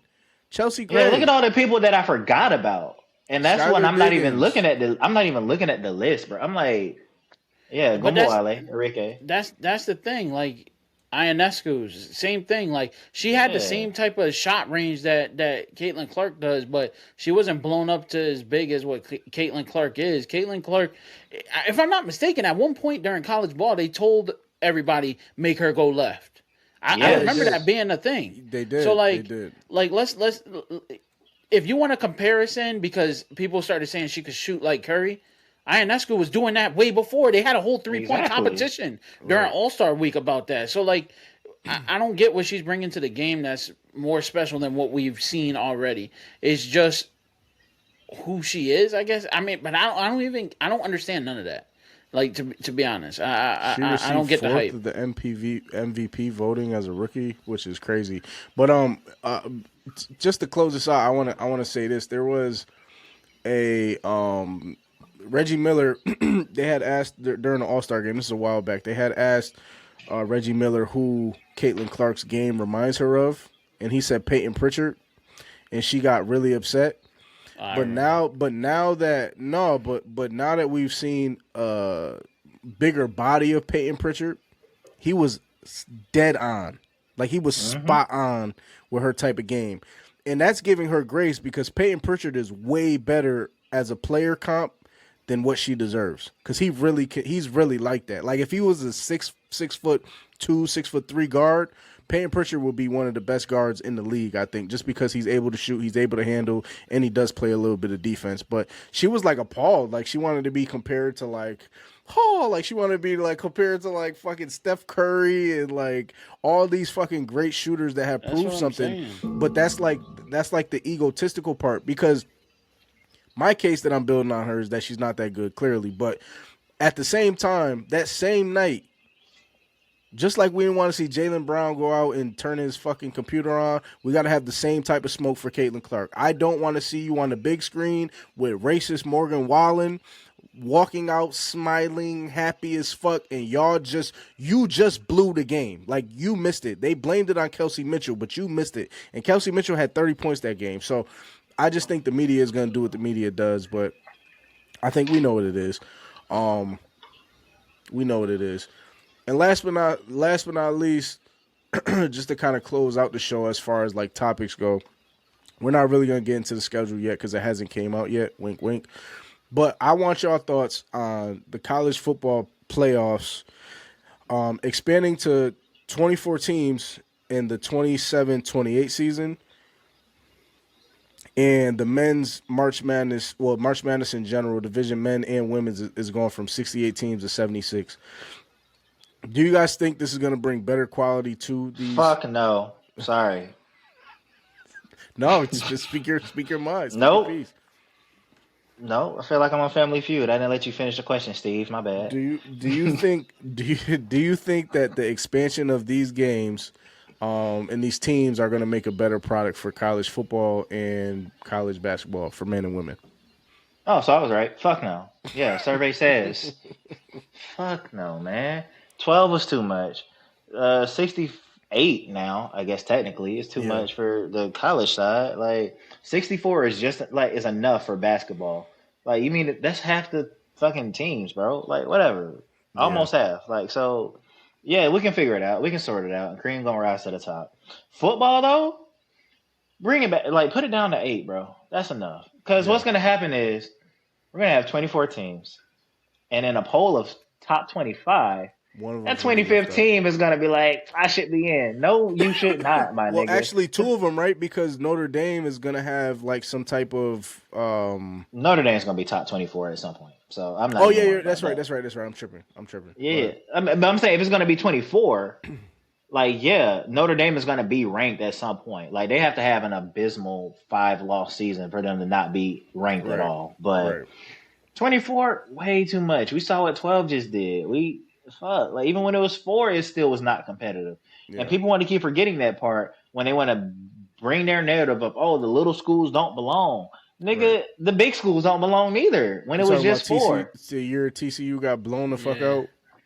I wasn't even referencing TCU. I was. That's what I was thinking. Them niggas got blown the fuck out the first year that they made it in the 14 playoff. I think they played, was it Alabama or Georgia? They played one of them. You talking about when they lost in the national championship game to Georgia? Yeah, they got blown. They got blown the fuck out. Yeah. Okay, but that's the part of the selective hearing that I don't like when people bring up these conversations. Because yes, you can look at TCU and be like, oh, they should have not made it to the national championship game because they got blown out. They had to play a fucking semifinal game to get there, and they beat Michigan to do it. Because Ohio State blew it to Georgia to do it. I was going to say, but even in that year, Michigan wasn't better than Ohio State. Yeah, like, but it doesn't matter. It doesn't matter. What happened? What does the scoreboard say? What did the scoreboard say? And I'm not even going to pick on TCU just to be biased, because literally every year in the college football playoff, there has been a blowout of some sort. Blowout being defined as a 10-point margin or more. So look it up. Ever since it started back in 2014, 2015. Somebody has been blown out. And even in a 14 playoff, only What are you talking about, nigga? Go ahead, I'm sorry. What? There's just a big margin of defeat every time. Every big school. Florida State's got mollywopped the very first year, and they had just won the championship like a year or two before that. Oregon's got mollywopped. Oklahoma a few times. You name it. The only non-big school. Oh, Notre Dame's got beat badly a lot of times in the 14 playoff. So the only team that doesn't apply here was Cincinnati, and they got beat by Alabama like 20-9 or whatever in a 14 playoff. So literally every 14 playoff, it was all big schools, and there has been a 10-point margin of defeat every time. I'm not going to let TCU be the scapegoat because they got beat like a bass drum to Georgia, because they had to beat somebody in the semifinal to get to the championship game. Well, my thing is, what would that matter anyways? Because TCU, if I'm not mistaken, is a Big 12 team. So like, you're making my point. You see what I'm saying? Oregon, Oklahoma, Notre Dame, Florida State, all of them, Michigan State, they have all got blown out, meaning a 10-point margin of defeat.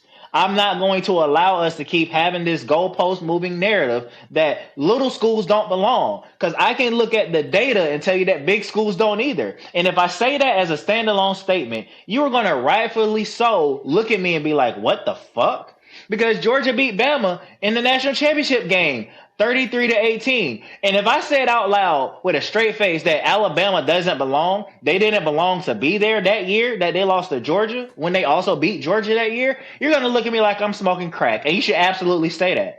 That's how ridiculous this whole narrative is. 24 teams is not going to make this product better. No. Bring it back to 8 and let the cream rise to the top. I don't care. I don't think 24 teams makes it better either. I think it should be 8. And just by looking at this example of last year's playoff, it kind of pisses me off. I understand what you're saying about 10 points. Like technically it's considered a blowout, but it really has to depend on how the game's played. You could lose by 10 and you could lose by 10 in the last quarter of the game.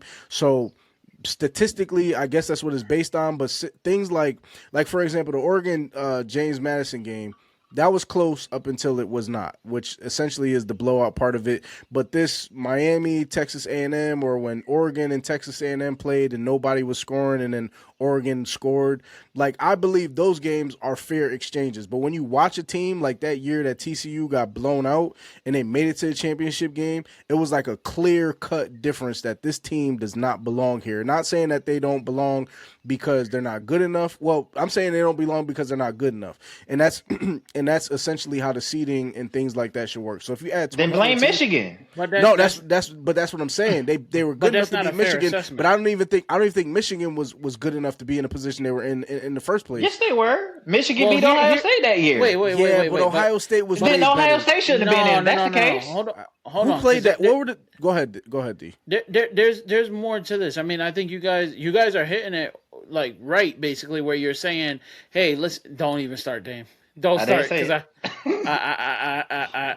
you guys have the right idea about it, but I don't think expanded to 24 is excessive. But at the same time, it allows those teams like when the Coastal Carolinas got left out and stuff, and teams that actually might have had a chance. No, listen, hear me out. Because what do they do? What do they do with these 12-team playoffs? Is all you see is a shitload of SEC, a shitload of ACC, and that's basically it. Then they funnel it in with some bullshit ass schools. So like you would have more opportunity for those schools that are right on the cusp of getting in to actually have an opportunity that might actually beat some of these big name schools. Like you telling me last year, like Alabama didn't look like what they normally look like, if I'm being honest. Like they would they have like 3 losses or something like that, and they still make it in. Yeah. Like there's teams that was better than them that just got left out, and they got in just based on their name alone. That is Alabama, or they play a tough schedule. But there's other teams that like have somewhat the same type of competition, and they're just getting left out. So I don't think it's a bad idea kind of to expand this, where now you'll get teams in there, new faces, and that's how you build programs. Because right now they're basically exiling those programs. You can have a good season, you still might get left out to Georgia, Florida, Miami, Alabama, Tennessee. Like that's fucked up for those programs. You'll never build because they just have an automatic in. It's no different than a BCS. But this is why college football, the NCAA has fucked up, right?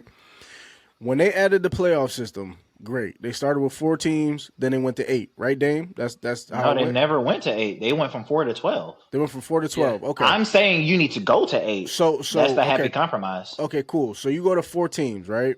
This is where they fucked up. Outside of NIL deals being the Wild Wild West. They fucked up because they went from 4 to 12. And in those 12, the extra teams that were able to play, was that 8 teams? The 8 extra teams that are able to play, they no longer do bowl games.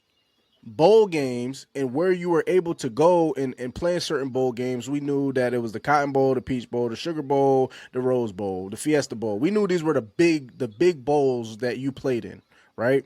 But the other bowls help with recruiting. Now it seems like nobody gives a fuck about even bowl games. Like I watched the year that Alabama didn't make it and Jalen Milroe was playing terribly, but those games used to be competitive. So now it's kind of like, well, if I don't make the playoffs, then I don't give a fuck about the bowl games. So now what's going to happen is with 24 fucking teams, it's going to be, well, if we don't make the playoffs, then anything else outside of those playoffs don't matter. And that's fucked up because college football is not the NFL. So they should not be playing an NFL style game, because if they are, then they should adjust it to the NFL, and then we just have a fucking amateur league of what the NFL is. College football meant something to be in these bowl games.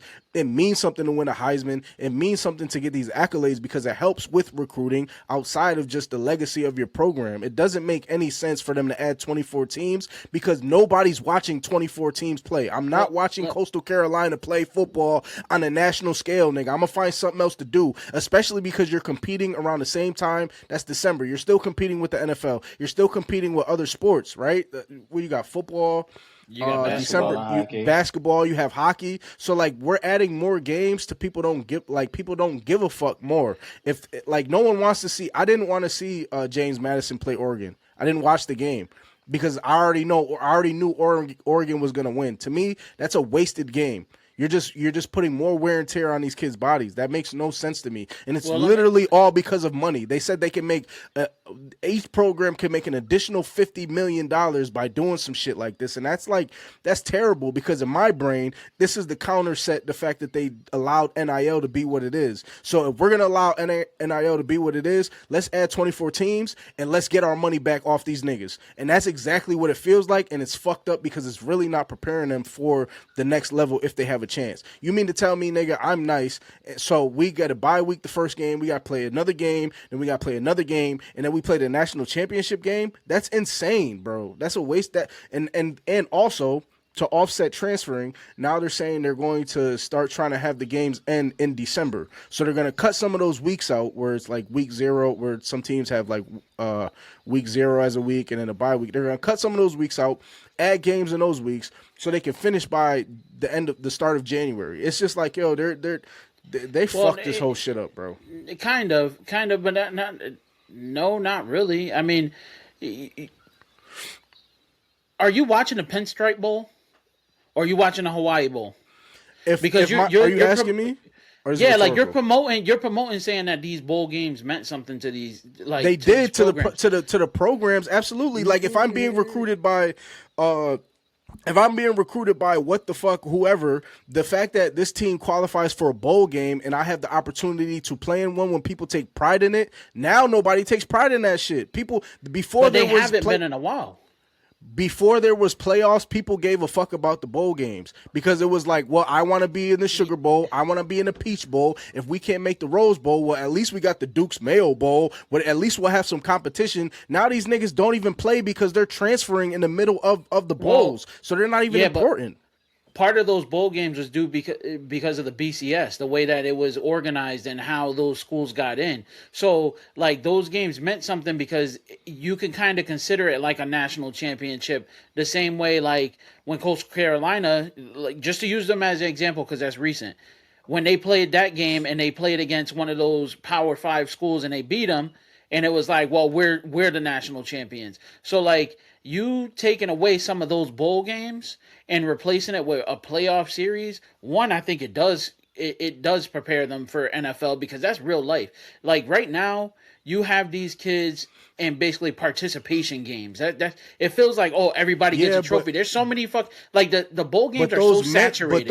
But those meant something is my point. Even when there was a 4 playoff system, because the thing is this, if you take out less games, right? If you take out less bowl games, then the bowl games essentially aren't valuable no more. Like to your point, if I take them out, if we have 24 teams and I say, yo, all you gotta do is be in the top 24, because that's how it should go. If you're number 24, you should have to play however they rank it, right? So if we take that out, that 24 game team could be fucking let's just say it's Army or some shit like that, and they have to go against like an Oregon or something like that. That is a wasted game. Like I don't care how you slice it, and that's not going to help recruiting, because what happens is, if I'm a player and I see, well, they made the playoffs, but these niggas got blown out, why would I go there versus me playing in a bowl game and seeing the place I'm going to get recruited to okay, these dudes, they didn't make the playoffs, which was only 4 teams. So damn, that's hard. But they beat so and so. Like it just helps. Like it just helps. Nah, They ruin that shit. I think it's a personality thing because that's where iron sharpens iron. You want to go to the schools where you're competing for something. Secondly, bro, you have no chance. Hold you have on, no hold on, chance. Listen. So like, peep this, right? So you're saying that the bowl games meant something. They still hold the bowl games. There's still the Fiesta Bowl. There's still the Tostitos Bowl. Yes, there is. And you have those. Those are a part of the playoff system. Yes, though. So it's the same fucking thing. You have to be in the play.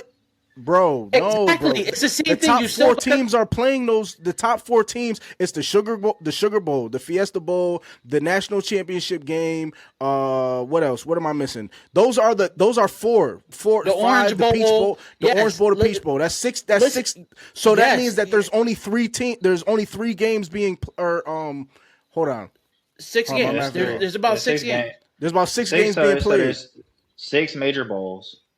Fiesta, Orange, Sugar, Cotton, Rose, and I'm missing one off the top of my head. So that's 12 teams, right? That's 12 teams, right? Yes, but how they're rotating it, yes, but for some reason how they're rotating it, because the first few games are going to be home series or whatever, and then like once you get to like the semifinals and the finals, then you're going to rotate between the New York. That's dumb as Like, hell. It is dumb as hell. I agree. So for me, I don't think it's stupid to kind of do that. I ain't gonna harp on this too much more. But like for me, it's not dumb because at the end of the day, I can tell you for a fact nobody's watching that fucking Hawaii Bowl when that was happening. Like you're talking about big bowl games. You know, like Hawaii was the team that was playing in Hawaii for the Hawaii Bowl. Like that's not even a big bowl game, though. That's not. But that's what I'm saying. So the big bowl games are the games for the playoff teams, regardless. It's the same thing as with the BCS. BCS was they chose a championship based on statistics that a computer generated. That half the people thought it was wrong, so they decided to get rid of that shit. Now the All-State Sugar Bowl, the Orange Bowl, and shit like that was all based on BCS matchups as well. So it's no different than what you're doing right now, except now you're taking the champion of that one and saying, all right, well, you'll move it further on and face the one that won the Sugar Bowl. So Orange and Sugar are going to go against each other. It's a playoff series. Now, what I would be for is fuck the rest of those bowl games like the Pinstripe Bowl where you have a up north team always making it against somebody from down south or like across town. Like those shits don't make sense. I would rather see a 24 playoff, like a 2014 playoff, if they're going to do it this way. 2014 playoff, and those are the only bowl games. But you know how many college? It's You know how many 12 college? games. But do you know how many college football teams there are for you to say fuck all the rest of the teams and let's only let these 24 It's teams participation. play? But that doesn't help for recruiting though. My point is, it's great. It's great to be in the top 24, bro. You can make it to the top 24. That's great. But nobody's coming to your school if we watch you get blown the fuck out. It's just a fact. Like I'm not coming to your school. What was the 25? Who was the 2015? Iowa? You're telling me because I see Iowa was it on 2014? TV? I don't know, but let's just say Iowa, because Iowa's always floating around in the 20s.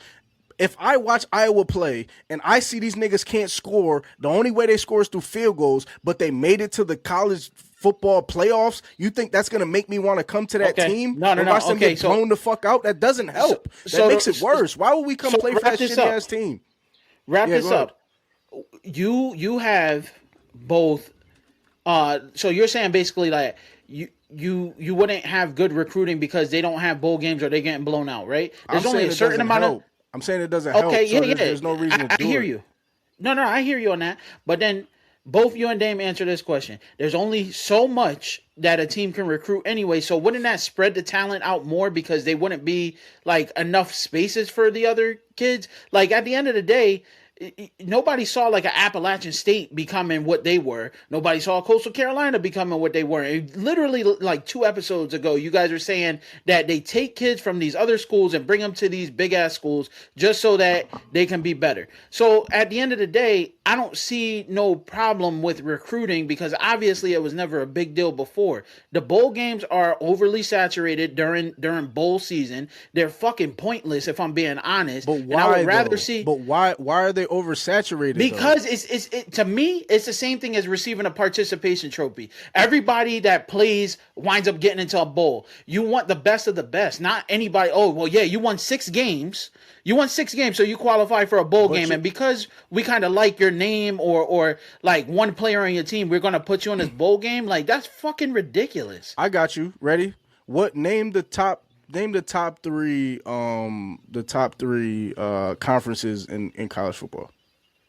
You already know who it is. It's SEC, it's Big Ten, and it's fucking ACC. But then All you right, don't have anybody else. So stop there, right? If we know those are the best three conferences, right? Why in the fuck? I'm looking at this chart, right? If I know that's the case, right? And based on however they would do it, I'm gonna just show you, just to give you an example of how much wasted time this would be versus them actually having something to play for.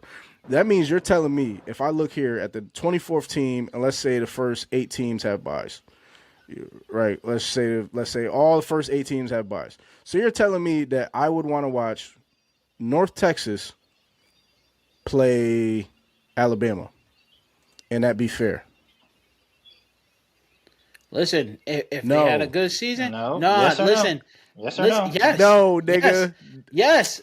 Right. No, because you guys aren't looking at the bigger picture. So the same way that you have it in the fucking bowl games right now, where you can have a 10-win team going against a 6-win team just because they wanted to pair them like that, it's the same fucking thing. The only thing is they're advancing to play another game. That the shit makes no sense. You guys rather have it where it's what, like right now we have 30 bowl games compared to just having 12 and being like the top of the top get here and that's what it is. So the fact that a northern Texas can make it into the top 24, isn't that a surprise for everybody in itself?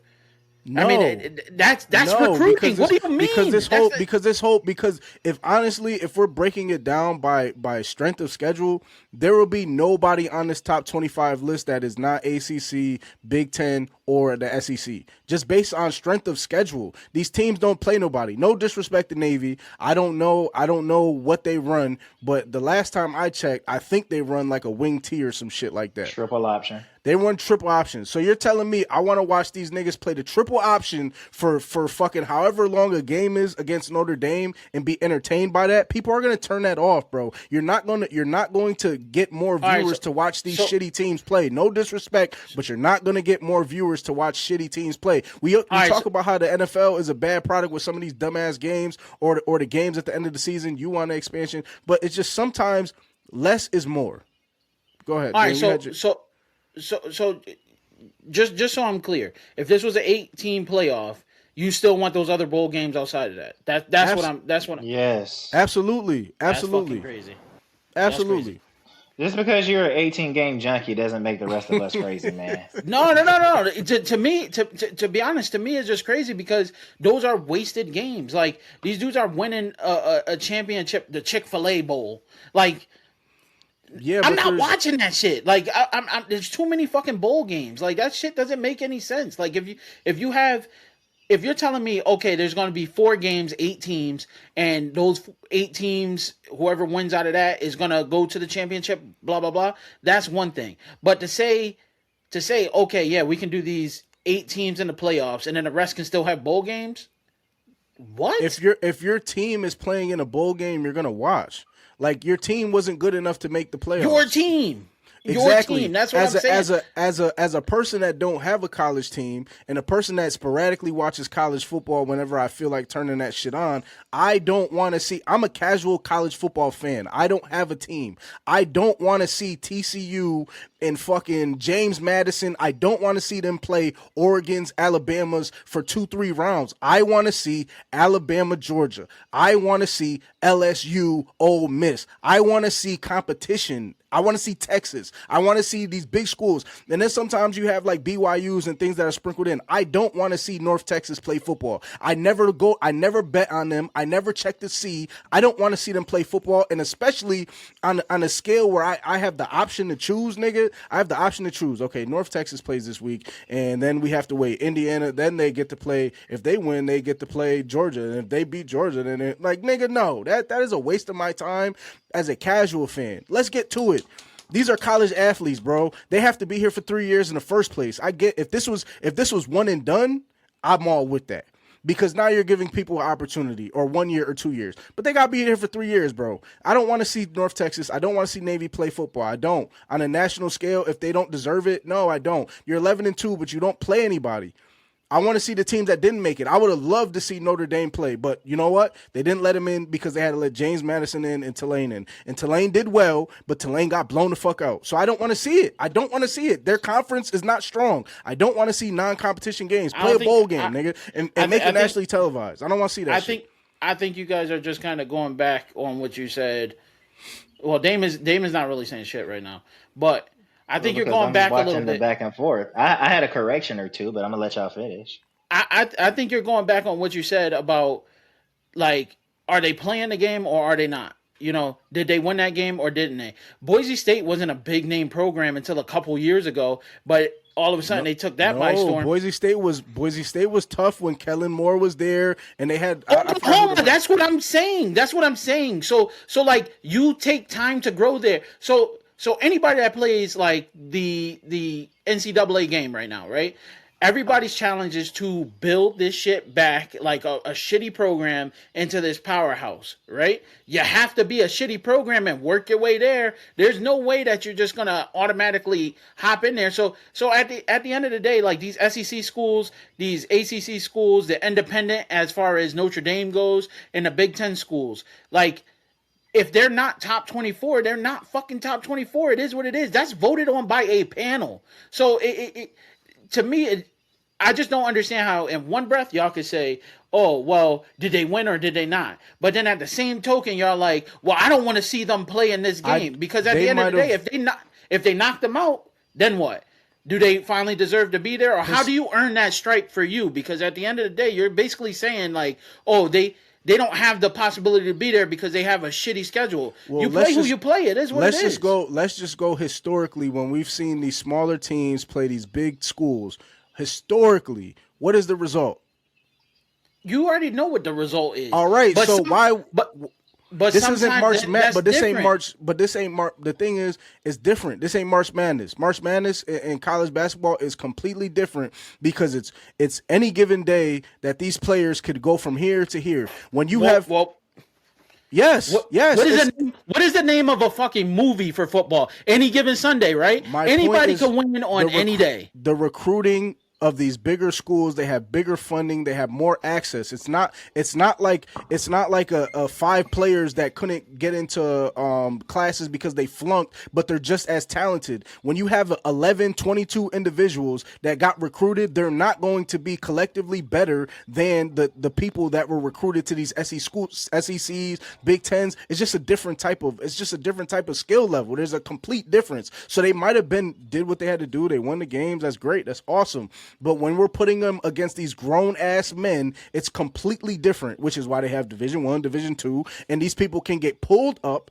You might have people like Travis Hunter, or you might have people like Shador Sanders where they weren't supposed to be where they were, and they got to the opportunity, and they got an opportunity. But to find 22 of them motherfuckers, it's not going to happen.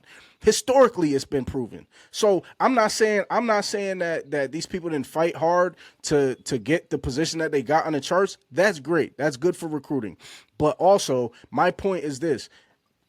If it was 4 teams or 8 teams, the less teams you have, the more significant the bowls are. The more playoff spots you have, the less significant the bowls are. So if you have 24 teams, then no one's going to give a fuck about the bowls, which is why people are transferring now during the bowls. People don't play during the bowls because they're not important, because they want to play for a team that makes the playoffs. But my point is, if they never expanded it to 8 teams, 4 teams, the transfer portal, all that shit is going to go down, because you're not going to have people that want to leave for the opportunity. Everyone thinks they're good enough to do whatever. But the main point is, if I kept it at 4 teams, or I kept it at 8 teams, or I kept it at 6, whatever I kept it at, if I kept it there, then people aren't trying to recruit in the middle of their games. People aren't sitting out to play for the draft, and they might not even play the draft. I give Jalen Milroe respect because I watched him play that game, even though he played like shit.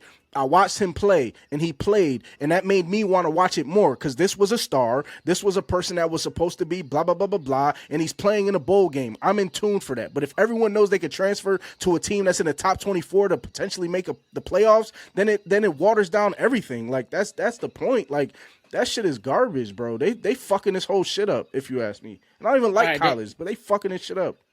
Damn, you close it out because me and him gonna keep going at it. Yeah, this shit is crazy. There ain't no way I'm like that's just slide. Okay, a few things. One, if everybody's important, then nobody's important.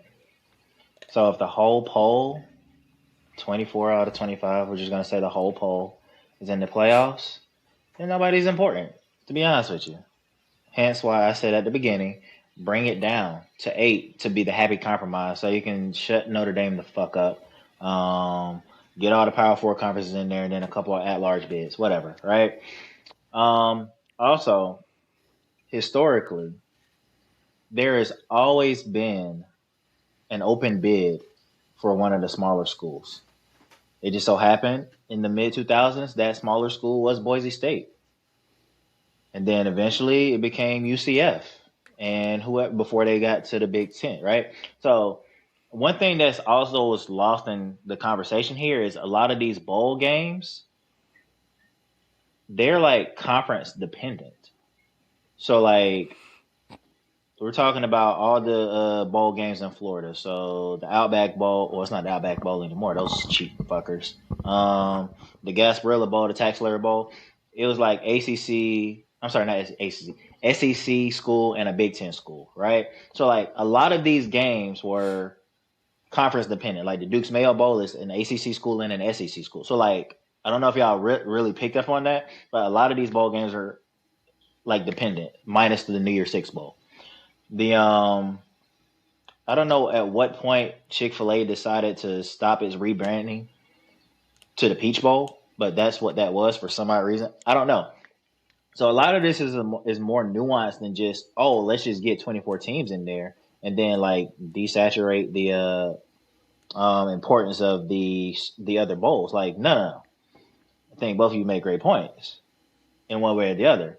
Me, I think, yes, the smaller bowl games are going to be of more importance for recruiting purposes because it's like, but it won't be as important if everybody is in there. If everybody and their mama is in this bitch, I don't want to go there. Like, for what? It is pointless. Real ball watchers, they're gonna watch the fucking Pinstripe Bowl, the Hawaii Bowl, the Gasparilla Bowl, the fucking whatever novelty bowl they decide to throw in there. At least I'm watching it. I don't know about everybody, but I'm watching it. I don't care who's in there, just because I like college football, and there's enough people who like college football. It doesn't matter. You put it on my TV. I'm watching Maction on Tuesday night. I don't give a fuck. Absolutely not. As soon as November hits, 100%. I ain't watched Toledo and fucking Eastern Michigan all year. But you put that shit on my screen on a Tuesday night, I'm watching it. I don't really give a fuck how you put that product there. I am. Now I'm well versed on everything that has to do with the Miami, Ohio versus Ohio University rivalry. 100%. 100%. I ain't seen shit until November 2nd. Like, right? Whatever. But it is a more nuanced conversation than just about recruiting, but we have to understand historically a lot of these bowl games were conference dependent. And a thing that I don't think y'all considered, the Pac-12 being disbanded kind of fucked up a lot of this too. Yeah. Because a lot of these bowls are Pac-12 dependent too, like the Rose Bowl, Pac-12 versus Big Ten. Historically, that's how that worked itself out. So, or Pac-10 versus Big 12, or Pac-12 versus Big 12. So, it's a lot of nuance that we're just not going to get into tonight. But the short of it is bring it down to 8 for the sake of shutting Notre Dame the fuck up, because we can argue that historically Notre Dame is going to be a top 8 team every year. So fine, whatever. And you leave the 4 power conferences their automatic championship. And that's another thing. If we put 24 teams in, conference championships right? ain't really going to matter no more. So it's just a lot of fuckery afoot that it needs a lot more conversation, but nah, just give me 8. Shit. Yeah, it's a lot of stuff. Yeah, just give me 8 at worst. If we have to do more than 4, just give me 8. Power 4 conferences, Notre Dame, and a couple of the smaller schools. The best smaller schools. Whatever that looks like. Or at-large bids from the bigger schools. Y'all figure it out. Maybe don't fucking lose so many games. How about that? And then we're not having this conversation. So, that's it for me. Ah, boy. They fucked it up.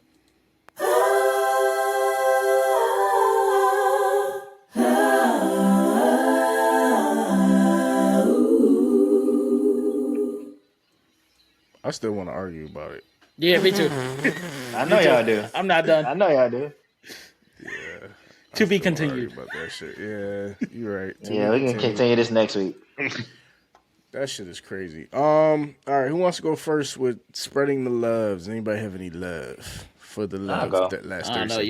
you might have to hit that music one more time because I'm still hot. Oh, man. Yeah, you hit the right one. Man. Oh man. All right, Dane. 30 seconds of love. What is it? Let's go. I talked briefly about going to the El Mean concert last night. It was one of the most electrifying concerts I've seen live in a minute. And I always have high hopes for R&B singers, but it was just a lot of stuff that I thought the songs were good when it was in the studio, but to see the live interpretation, it's just a lot of stuff that just sends chills down your spine. So I try not to miss too many opportunities to go see live music, especially if I like the artist. My girl put me on the El Mean. Great decision. I'm glad I got to go, especially with her. So. That was nice. Shout out to El Mean. You want to go, Devontae? You want me to go? Nah, yeah, I need a minute. All right. All right. So my 30 seconds of love goes to Backlash. I watched it, and I thought it was great. I missed the only fight I missed was the two girls. I was going through the store. I don't remember their name, but Jacob Fontu, that boy is crazy. But overall, it was a great product. I really enjoyed the Danhausen set. And I was texting the group, and I forgot it was Seth Rollins. Kicked it off with Seth Rollins. That was beautiful. So, needless to say, I'm gonna end up being a casual WWE watcher again, just because the entertainment is cool. And I just like the storylines. Like I like how Jacob Fatu nigga was like the outlaw cousin, like he's like the bad cousin from Roman Reigns, and Roman Reigns told him he had to work for it, and he kept putting him in that grip. That grip had me laughing, bro, because in reality it's like, all right, nigga, the death grip that he do, that shit. I said, all right, bro. But the way he put his ass out and after he had won was pretty funny to me. But I just enjoyed it. So shout out to WWE and Backlash. All right, Devontae. You gotta stop being mad, bro. Hold on, let me calm down. All right, here we go. 30 seconds. All right, my 30 seconds going to Meriden United. It's a lacrosse team out here in Meriden. My nephew plays for it. In the beginning of the season, I thought you guys were in trouble, man, because they was losing games. They was getting blown out. Right now, they on like a 3-game win streak, and the team look way better than what they looked like in the beginning. These kids finally got something to celebrate about. I mean, it's nice to see the team growth within these last like 4 or 5 weeks, and they look really good now. I love that for MU. Shout out MU.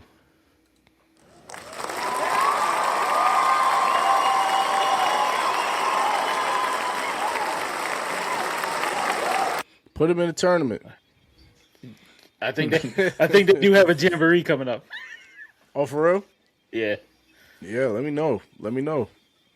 I would like to go see him play. That'd be nice. Yo, they got this chain that says "Got that dog in me."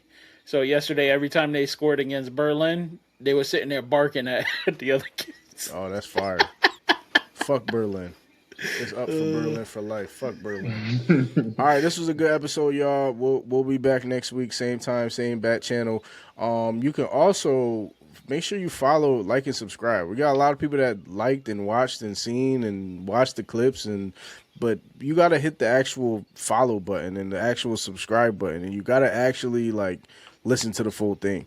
A lot of people were killing me about my Arby's take, and I got some good calls about it. So I just like the direction of the show and what we've been doing. So shout out to everybody, and we'll see you next week. The same bet time, the same bet channel. Peace out. Peace out. Everything ain't gotta be for everybody, yo. That is God. Welcome to the Hate Watch. You